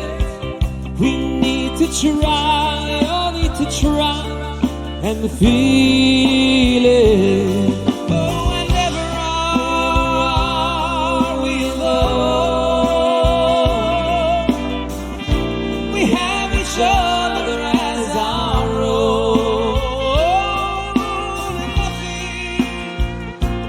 Nothing can divide us. Oh, for we are, yes, we are forever.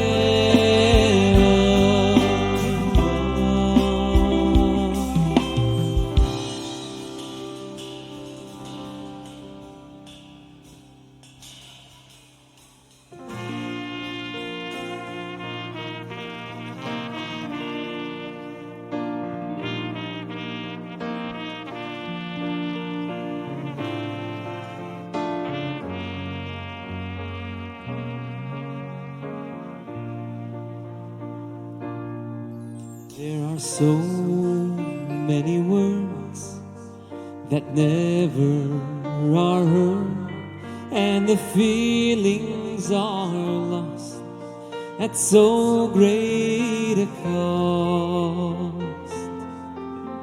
We try and we try as the time passes by, still the message is unclear. Dream of a time where hearts singing around and our voices are heard like the song of a bird. Music will rise and over us inside. If we listen, we all can hear. If I could write that special melody, if all the world could sing along with me, there's a very special kind of unity only music can bring. It would be a song that everyone would know, and joy and happiness would start to show. It's always been right there inside our hearts, right from the start all along. It's our song, sing with me.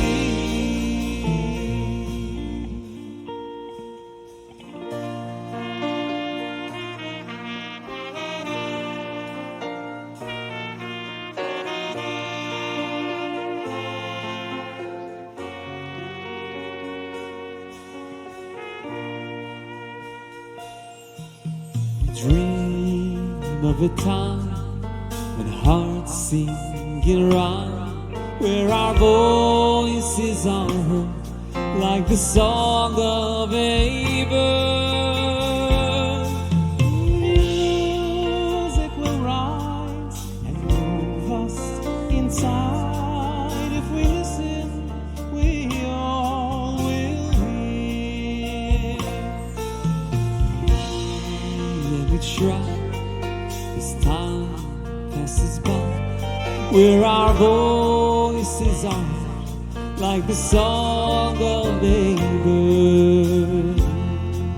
The music will rise and move us inside.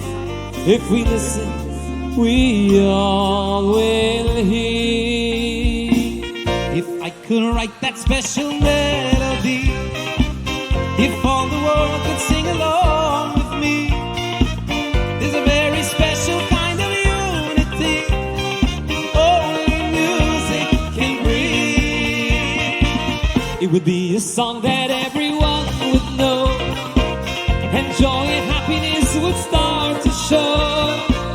It's always been right there inside our hearts, right from the start all along. It's our song, sing with me.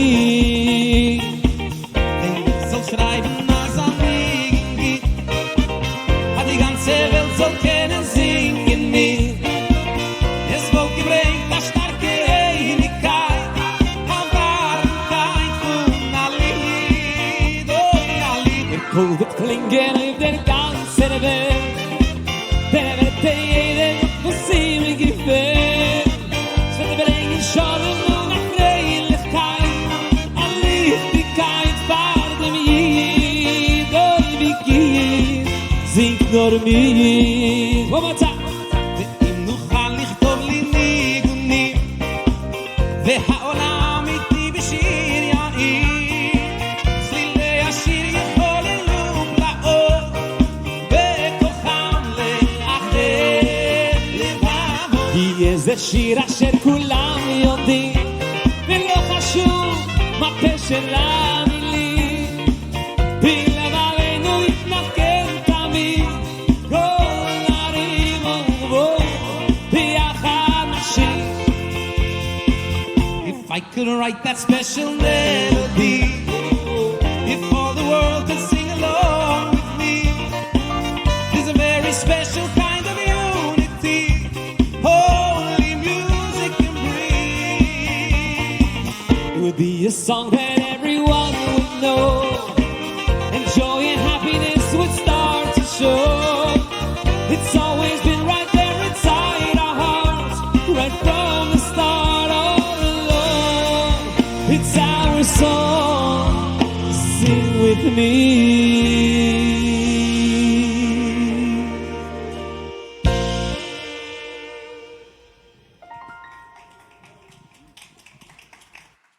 Please welcome a shliach to the 5000, director of soulwords.org, Rabbi Shais Taub.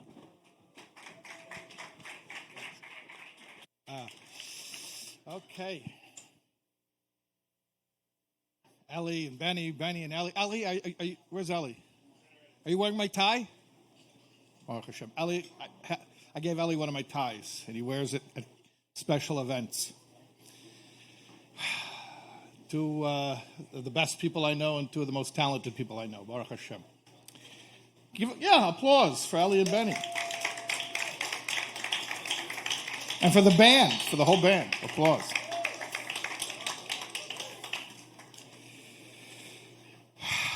So, I'm going to tell you a little bit about my friend Yudi. And you have all heard so much about him, and we've all been affected by him. But I'll tell you my little perspective. It was a little over 4 years ago, and I see Reb Zalman, Rabbi Wallowik is here. He brought us out to be involved in the shiurim and the adult education in the Chabad house, in Chabad of the Five Towns. And I've known Yudi for a while. I knew him before I came to the Five Towns.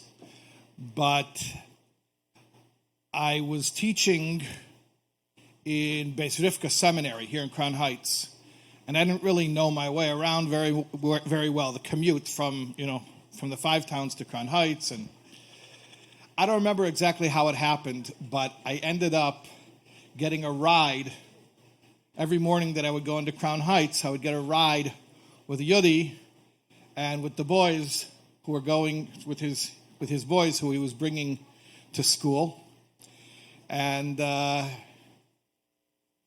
those were very special times, those rides from the Five Towns to Crown Heights. And during those rides, Yudi would always be speaking about JNet and about his vision, about how to get more people learning, how to involve more people, more chavrusas. I want to tell you something. I don't know if this is a trade secret that I'm not supposed to reveal, but I'll tell you anyway. Rabbis are like everybody else. Rabbis have jobs. And sometimes a rabbi's job, it's holy, but it's a job. So you can have a guy who he runs an organization to get people learning Torah, and that could just be his job. Doesn't necessarily mean that's his passion on his off hours. But I'm telling you something. Yudi was obsessed. It wasn't just a job. This is how he lived. This is what he breathed. To the extent, this is what I want to tell you, that I think maybe probably two or three drives went by before he said to me, it's nice verbringing, it's nice having a conversation in the car, but really we should use this time better. We got 45 minutes to an hour. We should be learning. So I'm telling you, that wasn't my idea. It wasn't something I suggested. I don't know if I would have even thought of it. So Yudi said, we got to use the time wisely. We got to learn. And what did we learn? We learned from the Mittler Rebbe, Shara Yichud, which is very deep Chassidus. We spoke about the Oimek and the Reichev and the deep stuff. And that was our drive. And I could tell that as much as Yudi wanted to speak about JNet and he wanted to speak about his vision for expanding his programs, but Torah is Torah. And if you have an opportunity to learn Bechavrusa, you don't waste it. You don't squander it. And that's what we did. We would learn Shara Yuchid from the Mittler Rebbe on those drives. And I'll tell you something. I think about Yudi for a strange reason, but I think about him almost every day. I don't know. I actually didn't tell anyone this, but at least every time that I drive to Crown Heights, and there's a specific spot where I think about Yudi. It's not just the whole drive. It's a specific spot. There's a spot when you're coming out of the Five Towns, and after you get into Queens and you pass JFK, and there's a place where you can veer off and get on the Belt Parkway, or you can stay to the right and you can go on Conduit Avenue. And so yesh bezeh masha ein bezeh. The mila of Conduit is it's a little less congested, but it's a slower speed limit.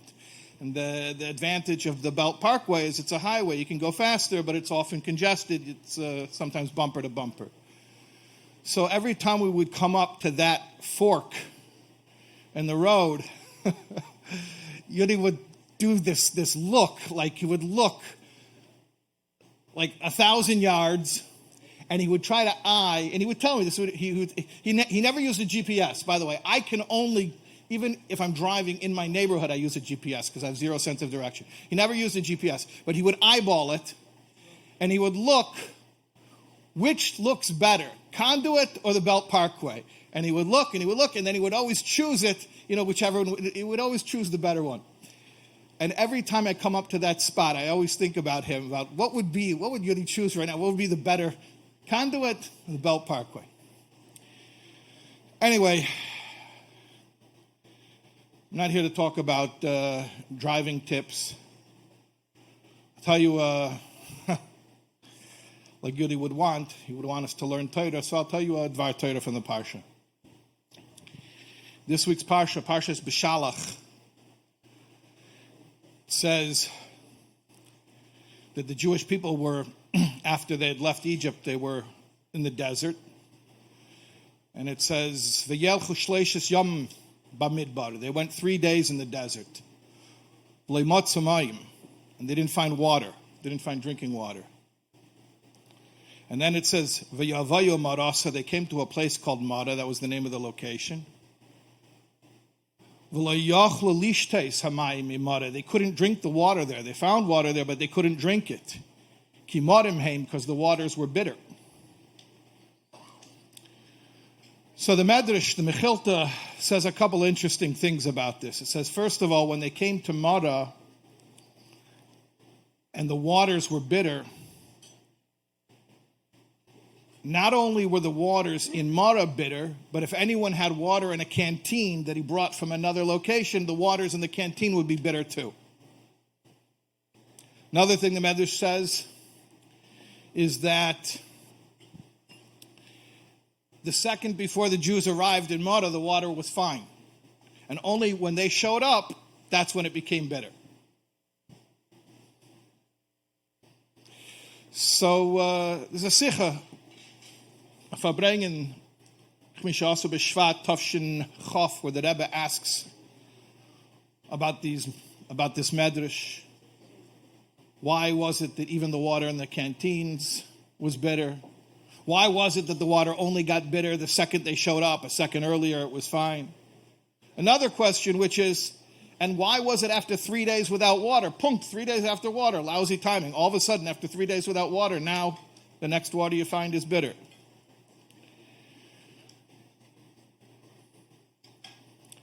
So the Rebbe answers these questions based on a Torah from the Magid, the Mezritcha Magid, who learns the pasuk like this: They were not able to drink the water from Mara, ki marim heim, not because the mayim, the waters were bitter, ki marim heim, because they, the Jewish people, were bitter, and because they were bitter, the water tasted bitter to them. Explains the Rebbe, why were the waters tasting bitter to them? Because that's what happens. If you go 3 days without water, water is Torah. Torah is compared to water. Just like water goes from a high place to a low place, so too Torah is Chachmasei Shel HaKadosh Baruch Hu. It's divine wisdom, but it descends into language that we can all relate to. Everyone can learn Torah on their level. Everyone can relate to some aspect, to some level of Torah, whether it's Chassidus, or it's Halacha, or it's learning Rambam, or it's learning Chumash with Rashi, whatever it is. You can always relate to some level of Torah, because Torah is like water. It comes down. It comes down to the person on the level of human intellect, even though it remains divine wisdom. So water is Torah. So if you go 3 days without water, what happens? Everything tastes bitter. But let's flip it. Let's state it in the affirmative. When you make sure never to go too long without water, when you make sure never to go too long without a shir, without a Torah class, without a chavrusa, without a study partner, then your whole outlook on life is sweet.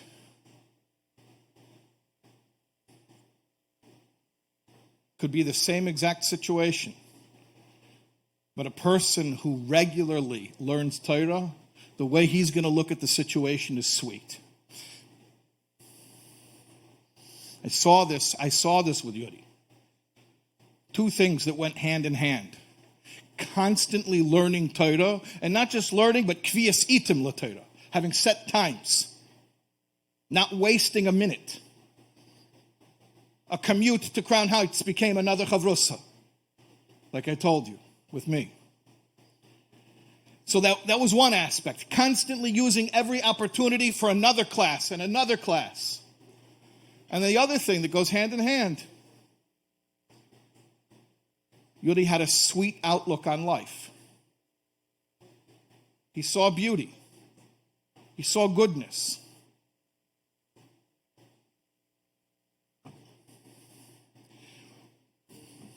Like Shlomo Melech, King Solomon, the wisest of all men, said, that we have to take it to heart, we have to learn something from those who have departed. Tonight is a night about Yudi's legacy, his living legacy, his enduring legacy. How can we live like Yudi and live with Yudi? Two things. Never let too long go by without a set time for Torah, and have a sweet outlook on life. And if you're Jewish and you like a bargain, I got good news for you. Those two things go hand in hand. You do one of them, you got the other. If you make sure that you're always learning, and who among us couldn't take our commitment to Torah study more seriously? Every one of us on our own level knows that we could, like Yudi, you could squeeze in another chavrusa. And if we can squeeze in a little bit more learning, then we can squeeze in a little bit more of a sweet outlook on life.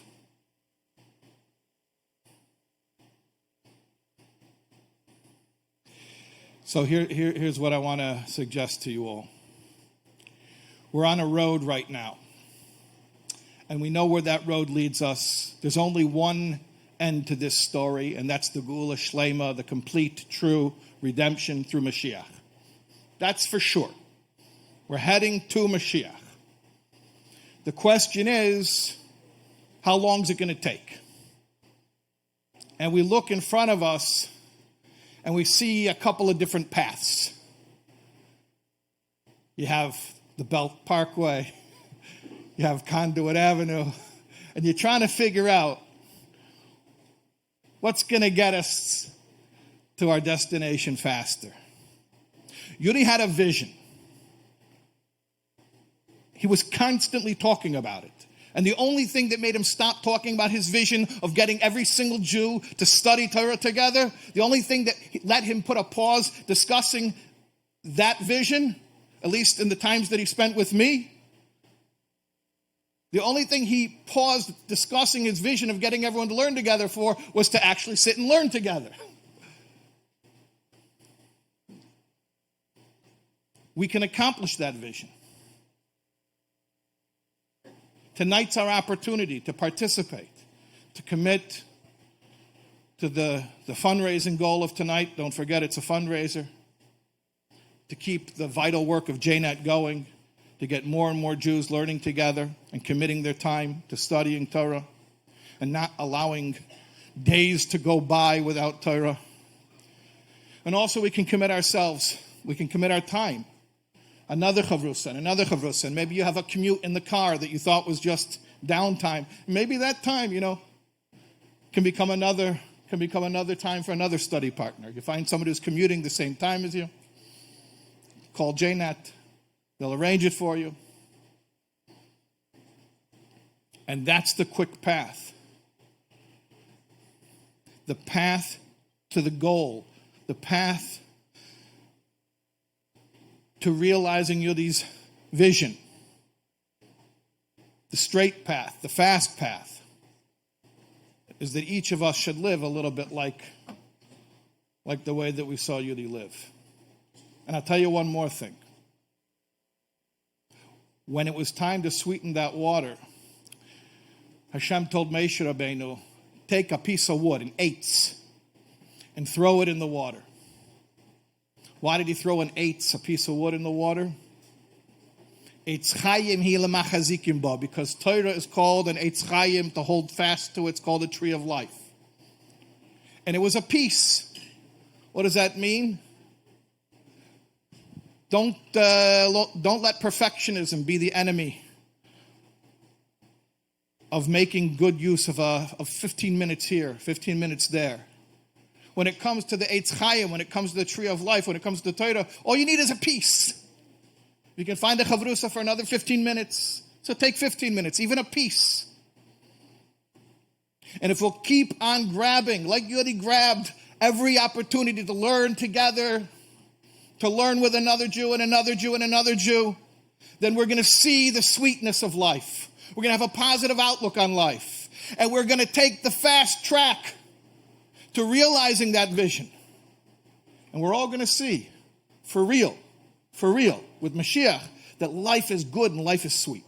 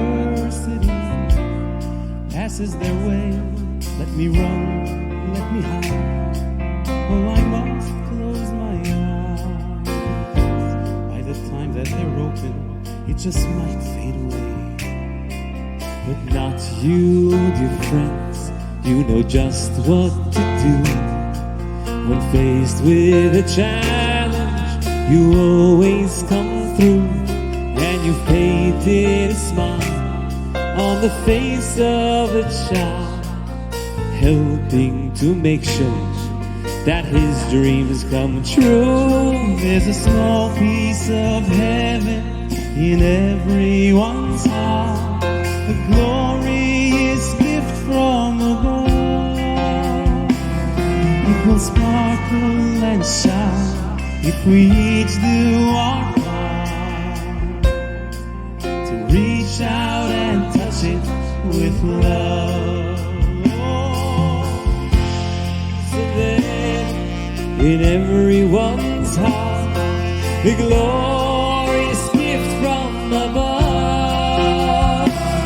It will sparkle and shine if we each do our part to reach out and touch it with love.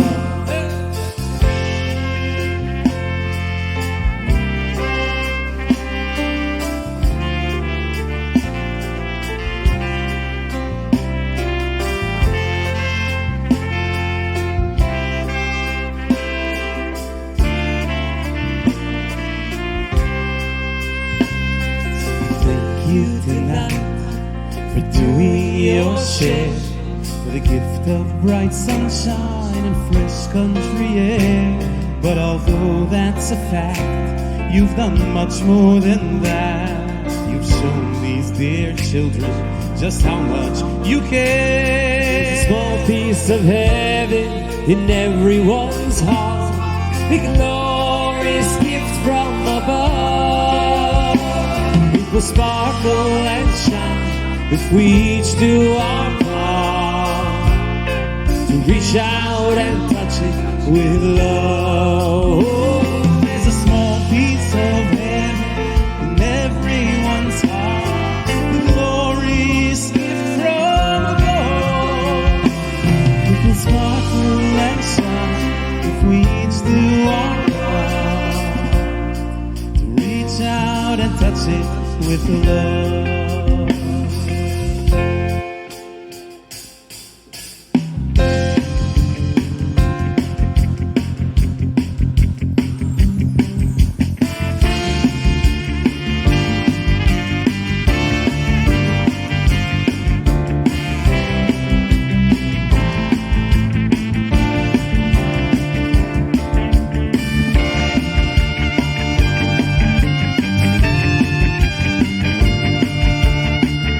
Big hand for the band tonight, South Band, doing an excellent job.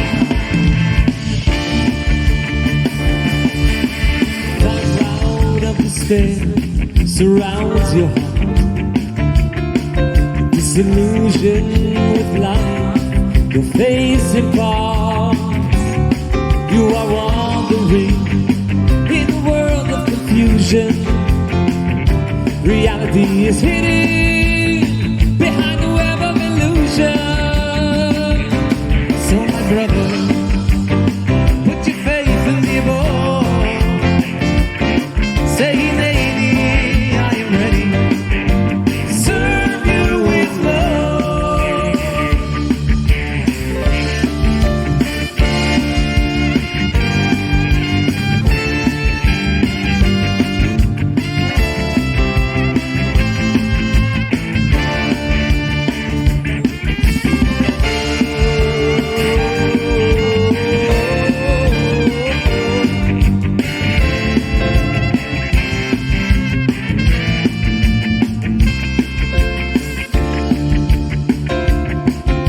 The truth lies at the end of a forest fence. Your soul is your compass, your spiritual sense. Then lead you along the right road, and let the words of the title be your navigational code. So my brother, oh, put your faith in the above. Say, lady, I am ready to serve you with love. Put your faith in the above. Say, lady, I am ready to serve you with love.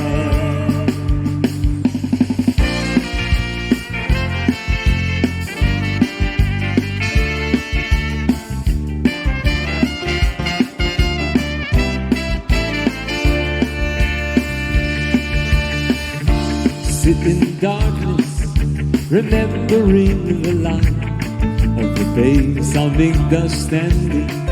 Oh, my Father's delight, I'm just a son yearning, a child who is returning to my Father's embrace, to the Shekhinah HaKadosh's face. I don't want to feel, I'd rather pray and sing. Tell the story of your holiness and glory. I don't want to think, I'd rather pray and sing now and try to tell the story of your holiness and glory.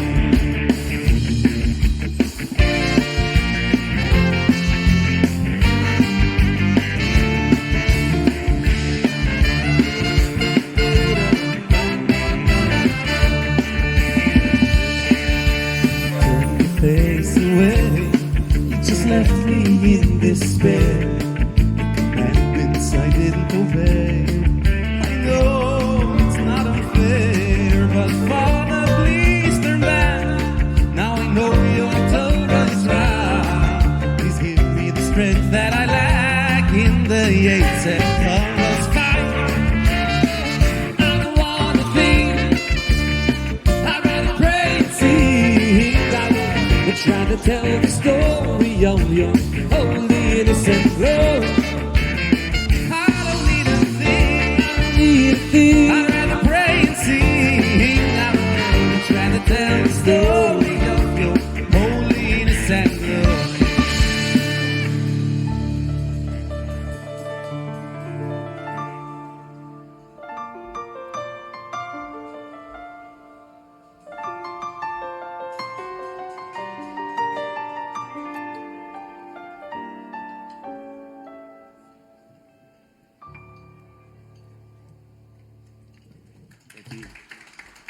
Good evening. I had hoped to have been there in person, but for reasons that are beyond my control, I am sending this video in love and appreciation of the life of Rabbi Yehuda Dukes.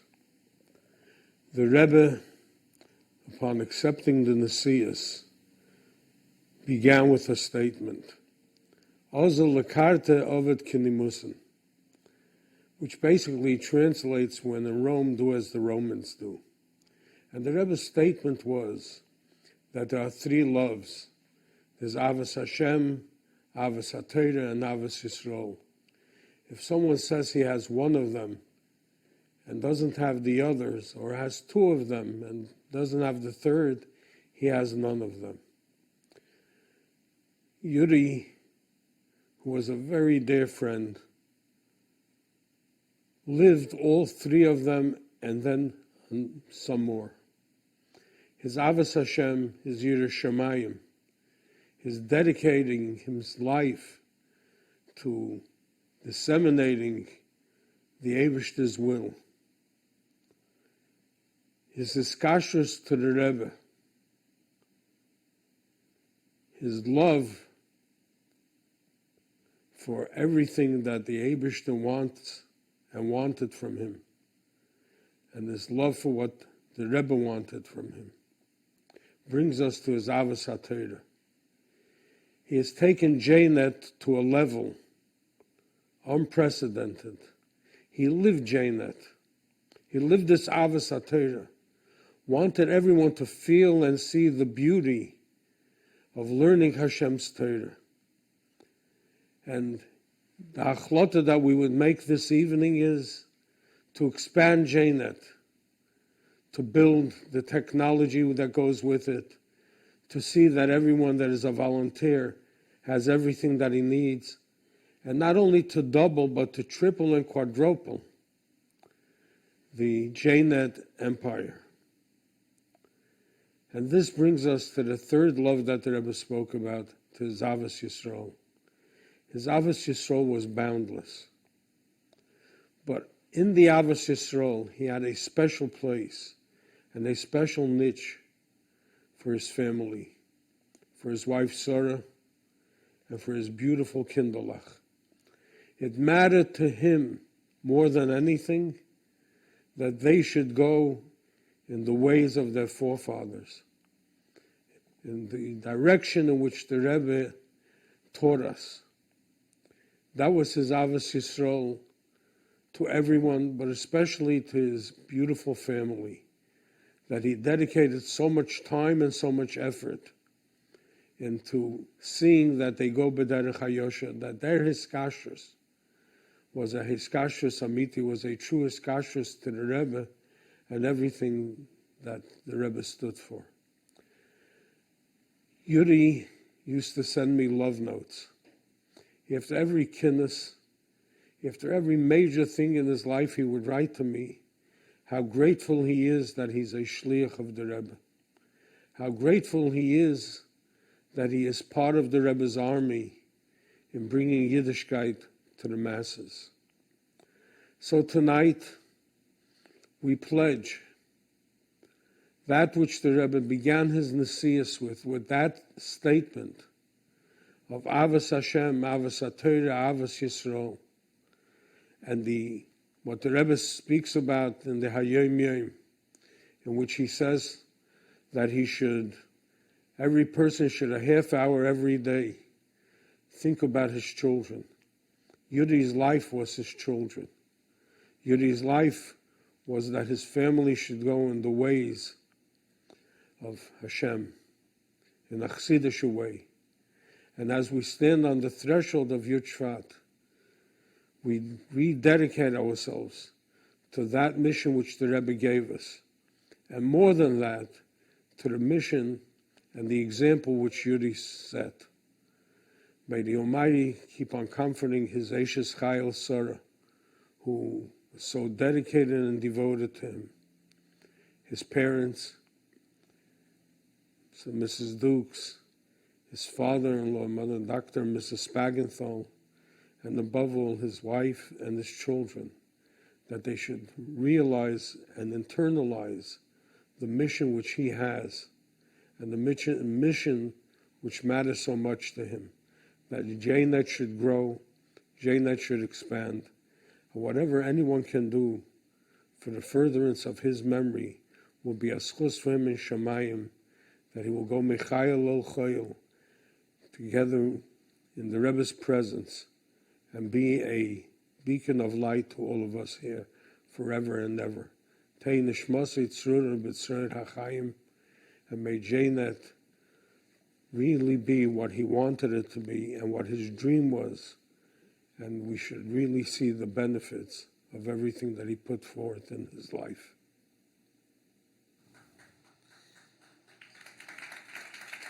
Thank you, Rabbi Kotlarski. And now I want to welcome back Rabbi Mendy Kotlarski to give us an update of where we're holding, and special thanks to those who deserve it. Really, it's so heartwarming, and I'm sitting over here with the Dukes family, and there's large donations, there's small donations, there's meaningful donations.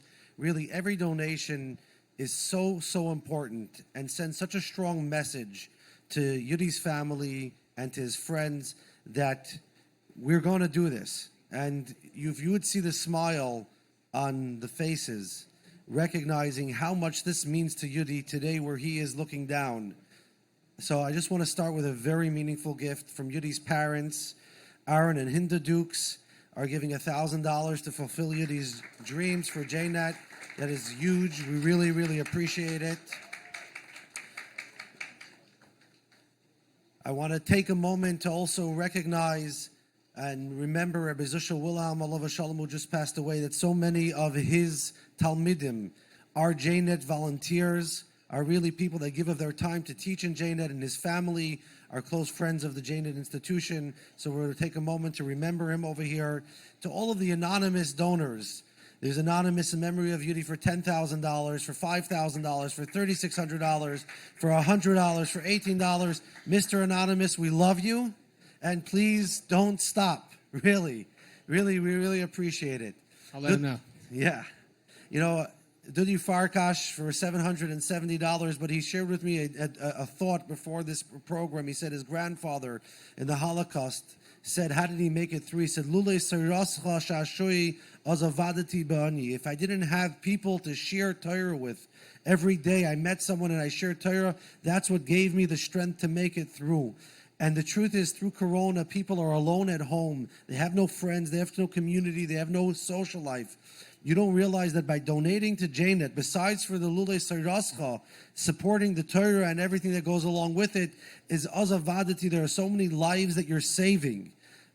Begashmias, the support, the feedback that we're getting. So please, do me a favor, do us a favor, do JNet a favor, make a donation, share this with your friends.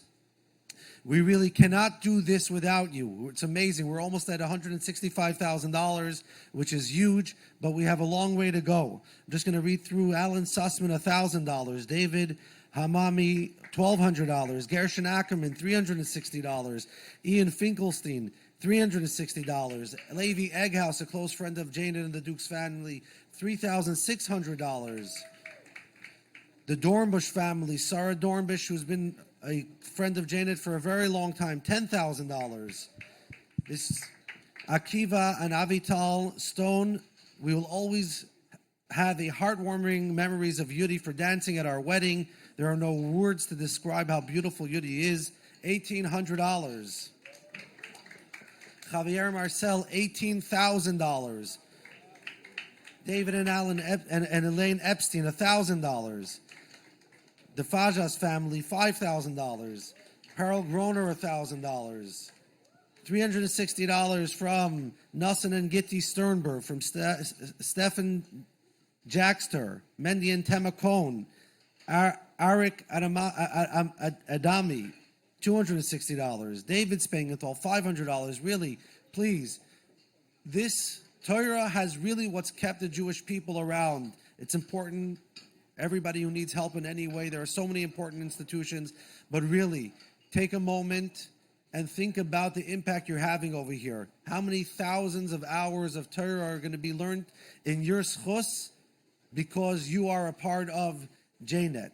Daniel Lorch, $500 in honor of his chavrusa, the Sachs family from the Five Towns, $1,000.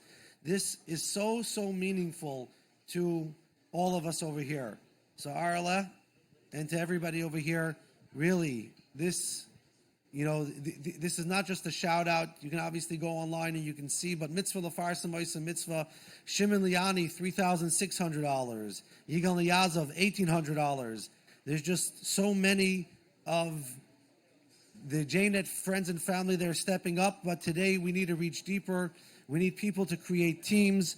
Everybody who's watching this can go to yudislegacy.com, and there's a plus button. Add a team, whether you can raise $1,000, $500, or $25,000. This is really what's going to keep Yudi's dream alive. Thank you, Rabbi Kudlarski. You did a wonderful job reading all those names. And Mitzvah Hashem, we have a lot more to read out. At this point, we're going to call upon the stage for another musical set to keep us all entertained and to give you a chance to go online to yudislegacy.com and punch in your donation that you weren't able to do while you were enthralled with Rabbi Kudlarski's announcements. Again, yudislegacy.com. Punch in your donation as you enjoy the next music.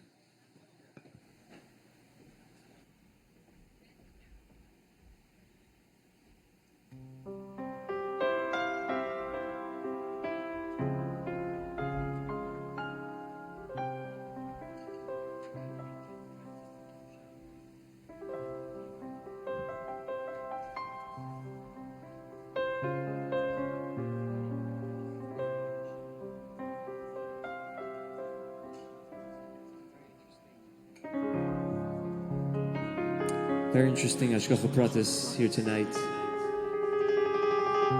Our band leader, Shlomi, got engaged a couple of years ago, and I met Yudi at the engagement party.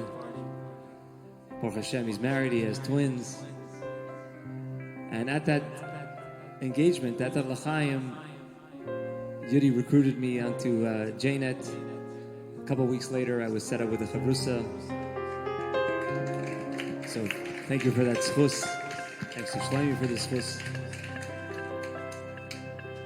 But as we saw in the video, Yudi loved nigunim. He loved to teach nigunim. He loved to share nigunim. So we have a special opportunity to sing this next nigun together with Yudi. Oy na ra ya ya ya ya ya ya ya yina na ma yina na ma na na ha na na ma ra ya ra ra ha na na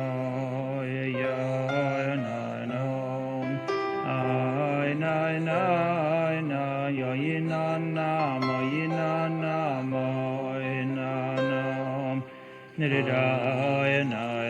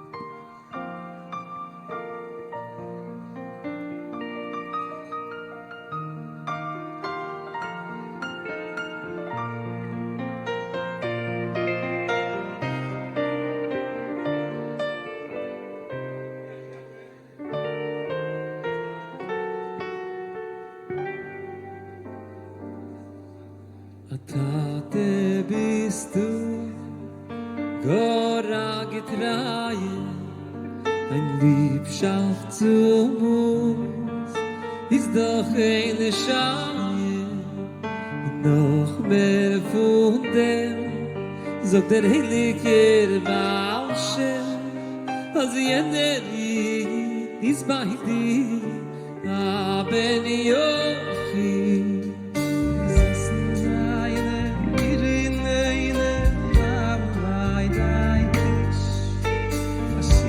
Seine Mirine Golos in a Viste nicht. Du mir deine Kinder lachen bei dir. Yudi du Rachim Oleinu B'dain ben Yochid Beino Givat Atiyu Hoi v'lichti Hoi v'yein Siehst dann gewählt Wie der lebt mit Nochamon Ich seh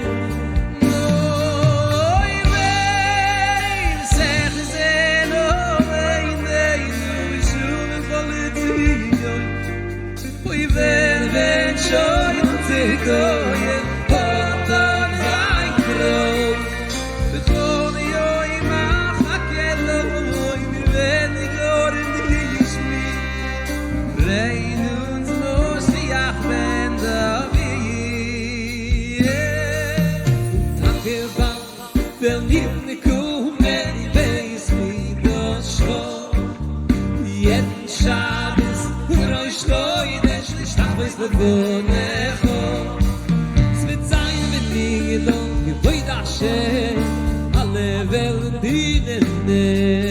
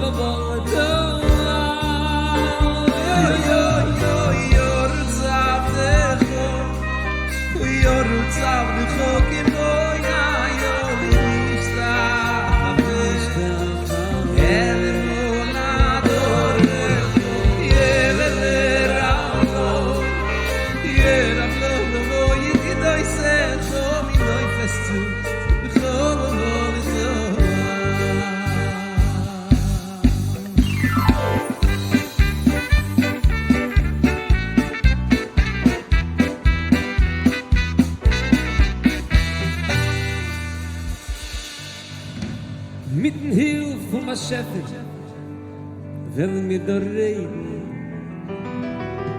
und der Zeiten von jene Frieden. Freizach alle tanzt und gewählt, es kommt die Teure auf der Welt. Der war Schäfer von der Welt, der größer Bäuere. Sucht nach Kosten von seiner Tochter, die heilige Teure. Freizach alle tanzt und gewählt, alle Völker von der Welt. Der Beschäfer fragt bei die Völker alle, wer will die Teure Varakanne? Die Völker fragen, ei was und ne wenn, men will nicht sterben, men will nicht sehen. War was, war wenn. Lass mich sehen, was ist geschehen. Dieser Malach mit die Teure von Himmel marrocken, und fliegen kein Europe.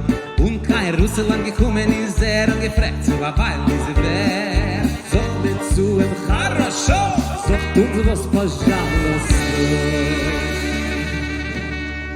Sogt sie der Malach, dem ersten Gebot. Und neu ich bin eier Gott. Sogen sie, nee, halt es allein. Ihr wisst nicht, wohin zu gehen. Wir haben gelernt bei der Tat es allein. Na so wie bei uns ist schön. Nee, halt es allein. Wir haben einander nein. Es schert in Deutschland ging. Es wird mir nicht verstehen. Der Malach geflogen gleich an hin und ist gekommen. Teure Meister und fragt sie, weil uns wer. Sagen sie mir seine Gerät, sagen sie der Wahrheit, was da steht.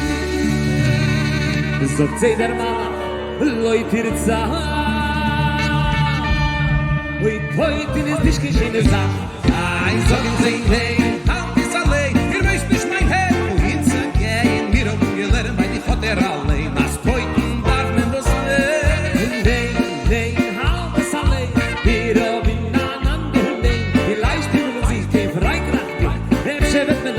Nee, der Malach geflogen weiter, bis ist gekommen, kein Paris. Die Franzosen, die Teure weiß der und fragt, so war bei uns wer. Sagen sie, s'il vous plaît, ja, so sagt der Malach, so war es steht, der Familie lebt, darf sein Rein. Sagen sie, nee, wir haben gelernt bei den Tates allein, na so wie bei uns ist schön. Nein, halt es allein, wir haben einander mein. Efter prüft kein England ging, Efter wird mir nicht verstehen. Allah geflogen weiter im Weg, kommt kein Land neu von der Welt. Und die Engländer, die Teure weiß der, und fragt so am alles wer. Sagen sie, thank you, sir. Weiß nur ein Gesetz aher. Sucht sie der Malach, Loi sag ihm oit. Ihr sollt nicht glusten, was jener hat. Sollt ihm sehen, nein, halt es allein. Ihr weißt nicht, Mister, wohin zu gehen. Wir haben gelernt bei der Tatesan, als glusten, dann mehr was mehr.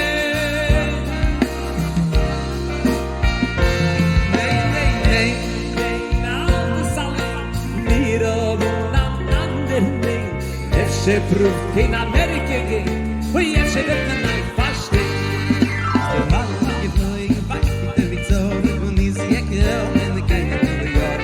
The American the Toyota was there and frets about his man. So can say thank you fine. Was for a business, was for a life. So say der Malach, het mit go. Hobbit hat den Namen Gitto. Sagen sie, hey, halt es allein. Wir geben up Covid mit der Jugend allein. Fahr die Ältere genug ist, war sie. Der his Mother's Day. Nein, halt es alle, mir oben aneinander nein. Efter gut zu die Araber gehen, efter wird mir leid verstehen.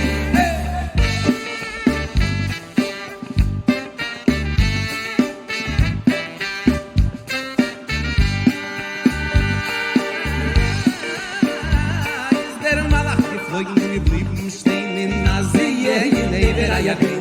Die Araber, die Teire weiß der Fretz, weil sie weg. So sehr gut mabsut, weiß nur früher was nicht gut. Weiß auch der Malach, nicht Kampfe und nicht Block. So sind den alten Salle, die weiß nicht, habe ich alle umzugehen. Die hat die Lehren bei der Tate Salle, als gaben den Tars mir was nicht. Alte Salle, wir oben aneinander nicht. Efter Proof zu den Jiden geht, efter wird man ein Verstehen. In der Mitte weg, Allah steht, es wird der Ayid am Schulach. Der Tal ist Gott, sein Gumreik, Gott, der ist nicht der Frey.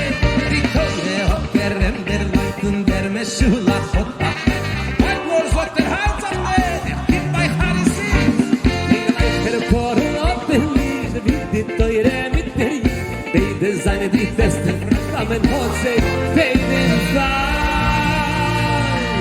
In eine Beure geläute und kein Sechstan kann nicht. Covid hat der Name und der Heilige Schabes wie der Malachot des der Herr hat sich zurückgekehrt und die sagt mit dem Himmel dass die Teure Zeugen beste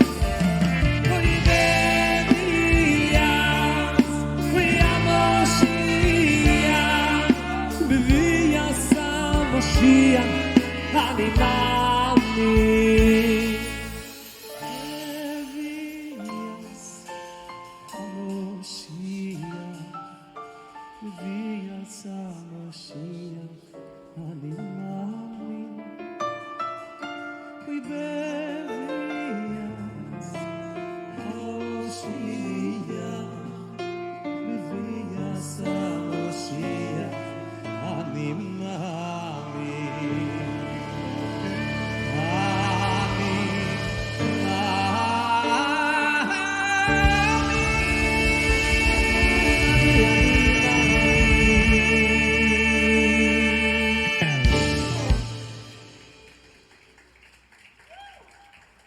Benny Friedman. Opa, Eli Marquez, that's it, Cody.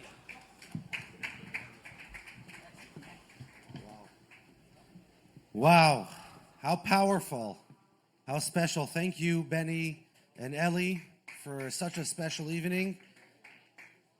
As the launch of this campaign comes to a close, the campaign is really just beginning.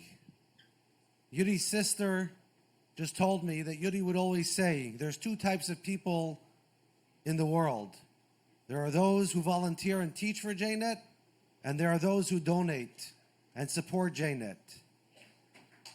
You can be one, you can be both, but please, please, make that commitment tonight. We're literally inching up, Baruch Hashem, at $200,000. It's amazing how generous everybody has been. But again, we have 21 hours left to this campaign. We have a goal, and we need to reach that goal. I want to give a shout out to the teams, to all of the America's 302 colleagues of Yudi, the Sweet 302, who took individual goals, and those who took the general goals, Yudi's friends, the JNet students and the JNet volunteers, Sarah's friends, in general, people who just stepped up to the plate and through this evening went and clicked and added a team. Really, each and every one of you are making this campaign successful in what it is. I just saw a letter where the Rebbe responds to a lady who lost her husband. And she asks the Rebbe, she wants to do something in memory of her husband. Should she build a building? Should she write a Sefer Torah? And the Rebbe takes the initiative and says, if you're asking me my advice and my opinion, there's something even greater. And that is to support those who are learning Torah. Over here, you're not only supporting those who are learning Torah, you're enabling, you're creating people who wouldn't have the opportunity to learn. You're taking people who you're literally helping them pull away from the hustle and bustle of the world, from their business, and dedicate time to volunteer. You're taking people who are searching and learning, looking to learn, who don't go to classes, and giving them the opportunity to connect and to study. There is no greater tzedakah, tomcha d'oraisa, than getting involved now. Reach out to your friends. Amir Hashem, over the next 21 hours, we're going to launch some exciting initiatives and exciting opportunities. So keep looking back at yudislegacy.com. Find a team that you want to be a part of. Really a shout out to some of the donations that I see coming in right now. Benjamin Levin for $5,000, Arla Pinson for $1,800. There are so many of these donations coming in at the end, but really this is just the beginning of the campaign, and we cannot do it without you. So please take this heartfelt request on behalf of JNet, the Jewish Learning Network, on behalf of America's 302 and America's Leoni Chinuch, and more importantly on behalf of Sarah and the family and the Dukes family, to keep Yudi's legacy and dream and vision going. Only you can make this happen. Arla? Thank you, Rabbi Kudlarski, for that update. And before we close out this incredible and inspiring evening, just have a couple thank yous to go through for all the wonderful people who made this evening possible. I want to thank the producer, Shneir Najjar,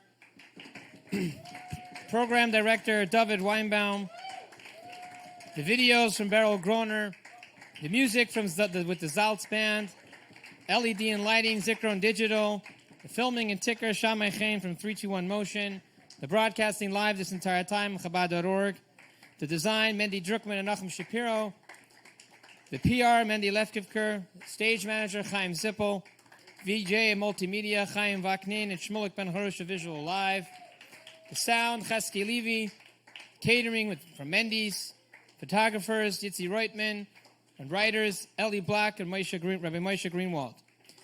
A very special thanks to a couple special people, Rabbi Shmuley Rothman, Rabbi Menachem Posner, Rabbi Ben Zion Groner, Rabbi Shais Taub, Rabbi Rebbitzin Volovic, JLI, and Rabbi Ephraim Mintz, and of course, Mrs. Sarah Dukes, Ms. Musi Dubov, Mrs. Hinda Dukes, and Mrs. Chava Witkes.